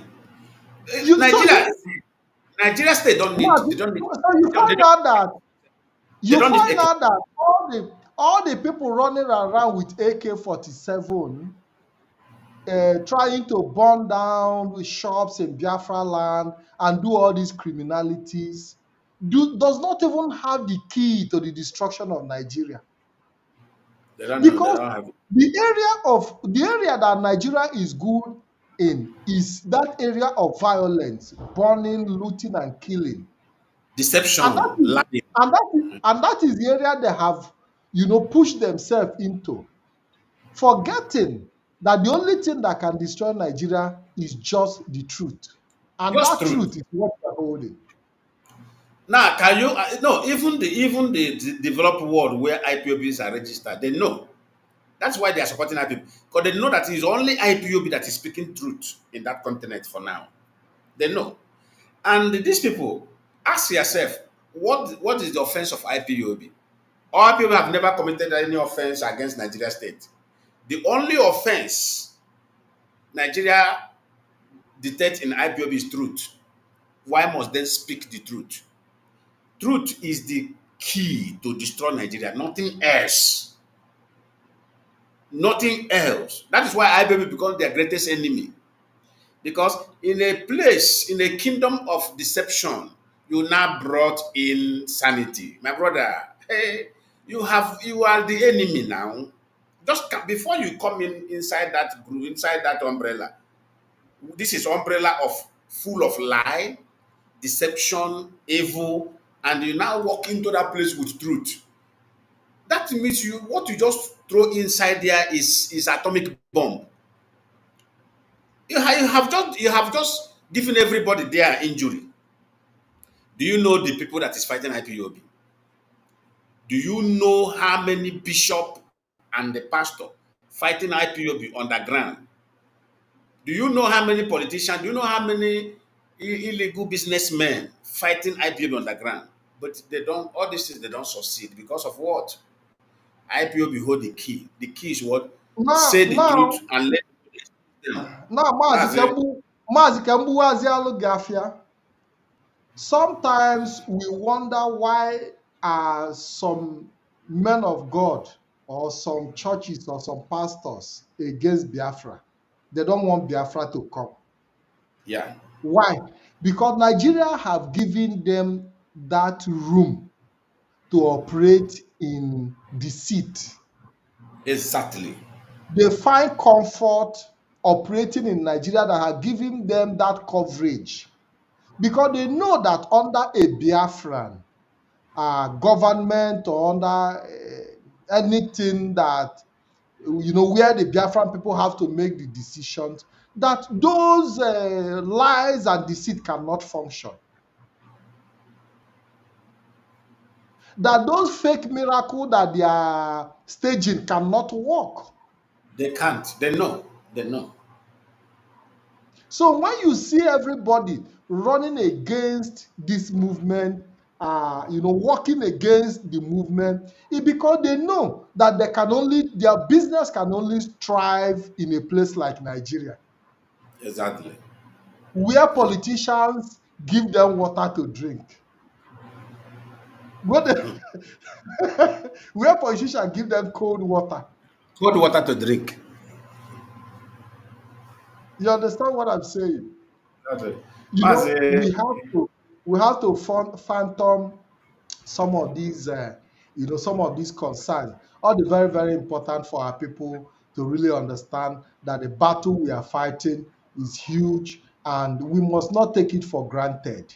We must not take it for granted. We spent a very tangible hour, about 3 hours 41 minutes, interacting from Alex and having this conversation with you. We've received series of calls as well. Biafrans asking questions and making their contribution. I can guarantee you that our program is live broadcasting all over the place. People are following, showing emojis, showing their support and thumbs up. And this is one of its kind. I've never had such a wonderful time with you in person, Lion Man, exactly. on BTV. And I hope that in the future we'll also be able to deal on some other important issues, because it's very, very important that our people, see us often, engage with us regularly, because, our people are the kind of people who like conversation. They like to call into program to ask questions so they feel carried along, because these are some of the things they felt they missed at the time, that nobody was talking to them, nobody was communicating to them. So as we step into the new year, we have to find a way to bring up programs for our people, to engage them further with interaction, to also make them understand that we should not be too desperate for Biafra to the point that whatever goes on or whatever passes, we will just grab it, No. even It, when it does not align with our belief or with our ideology. You understand what I'm saying? Our people must learn to stick to ideology. Biafra struggle is not APC, PDP, ABGA political party, where you jump in from one political party to another. Now we have seen people who jumped out of IPOB to the whatever group. Now some of them have now splitted again from that group to another group. this is one of the destructive seeds they planted in them. And we are trying, IPOV studied all these things and say with this kind of mindset, that place, nobody will survive. So it's a gradual process anyway. They shouldn't be offended or they shouldn't be angry with us because somebody like me, you know, I'm very, very busy, but I'm very, very busy. But I pray that next year, out of my busy schedule, God will help me to at least I have time to discuss important issue with Biafrans on program like this. I'm very, Yes, very even as I am here. You should watch my body language. I am looking at time. I I have know. somewhere to meet up at least in the next 30 minutes or 40 minutes. That's why I'm Yes, just so, and that is the reason I have to let you go because I've actually taken your time, and I appreciate you bringing our friend Alex to be part of today's program. Biafrans all over the world, I want to say thank you. Our people are busy on the comment section commenting and showing their solidarity to us in this program. Don't forget, it's going to be me and Lolo Uchechi Kanu on the 28th of December, which is on Saturday, 6 p.m. Biafra time. You're going to join us. It's going to be interactive as well. We are going to engage her. We are going to ask her very, very important questions. And for the first time in a long time, I'm also going to open the line for our people to ask her questions. She's going to interact with us and have a wonderful time with us here on Biafra Television. And until I see you guys again, it's my pleasure. And I hope that Lion Man will be joining us in the future, in subsequent programs here on Biafra Television. I want to say thank you very much for hanging on, for being patient for over 3 hours. Biafrans, I know you are committed. As we are stepping into 2025, we have to remain consistent. IPOB is not a political party where you jump in and out, just like a PDP and the APC. That is not what we do here. We have a binding ideology that guides us, that leads us, and we must remain consistent with that ideology because that is who we are and that is how we are. Thank you very much, Lion Man, for being part of this program. I want to thank you. thank our technical personnel behind the scene for her also being present and continuous update, and she being there till the end of the program. And until we meet again, I want to say have a wonderful day, evening and night, wherever you might be, and God bless you all. God bless you too, my brother. Thank you very much. Part of Nigeria from Lagos. Between Lagos and Lokoja, there are 40 custom checkpoints. 40. After Lokoja, all the way to Katsina, not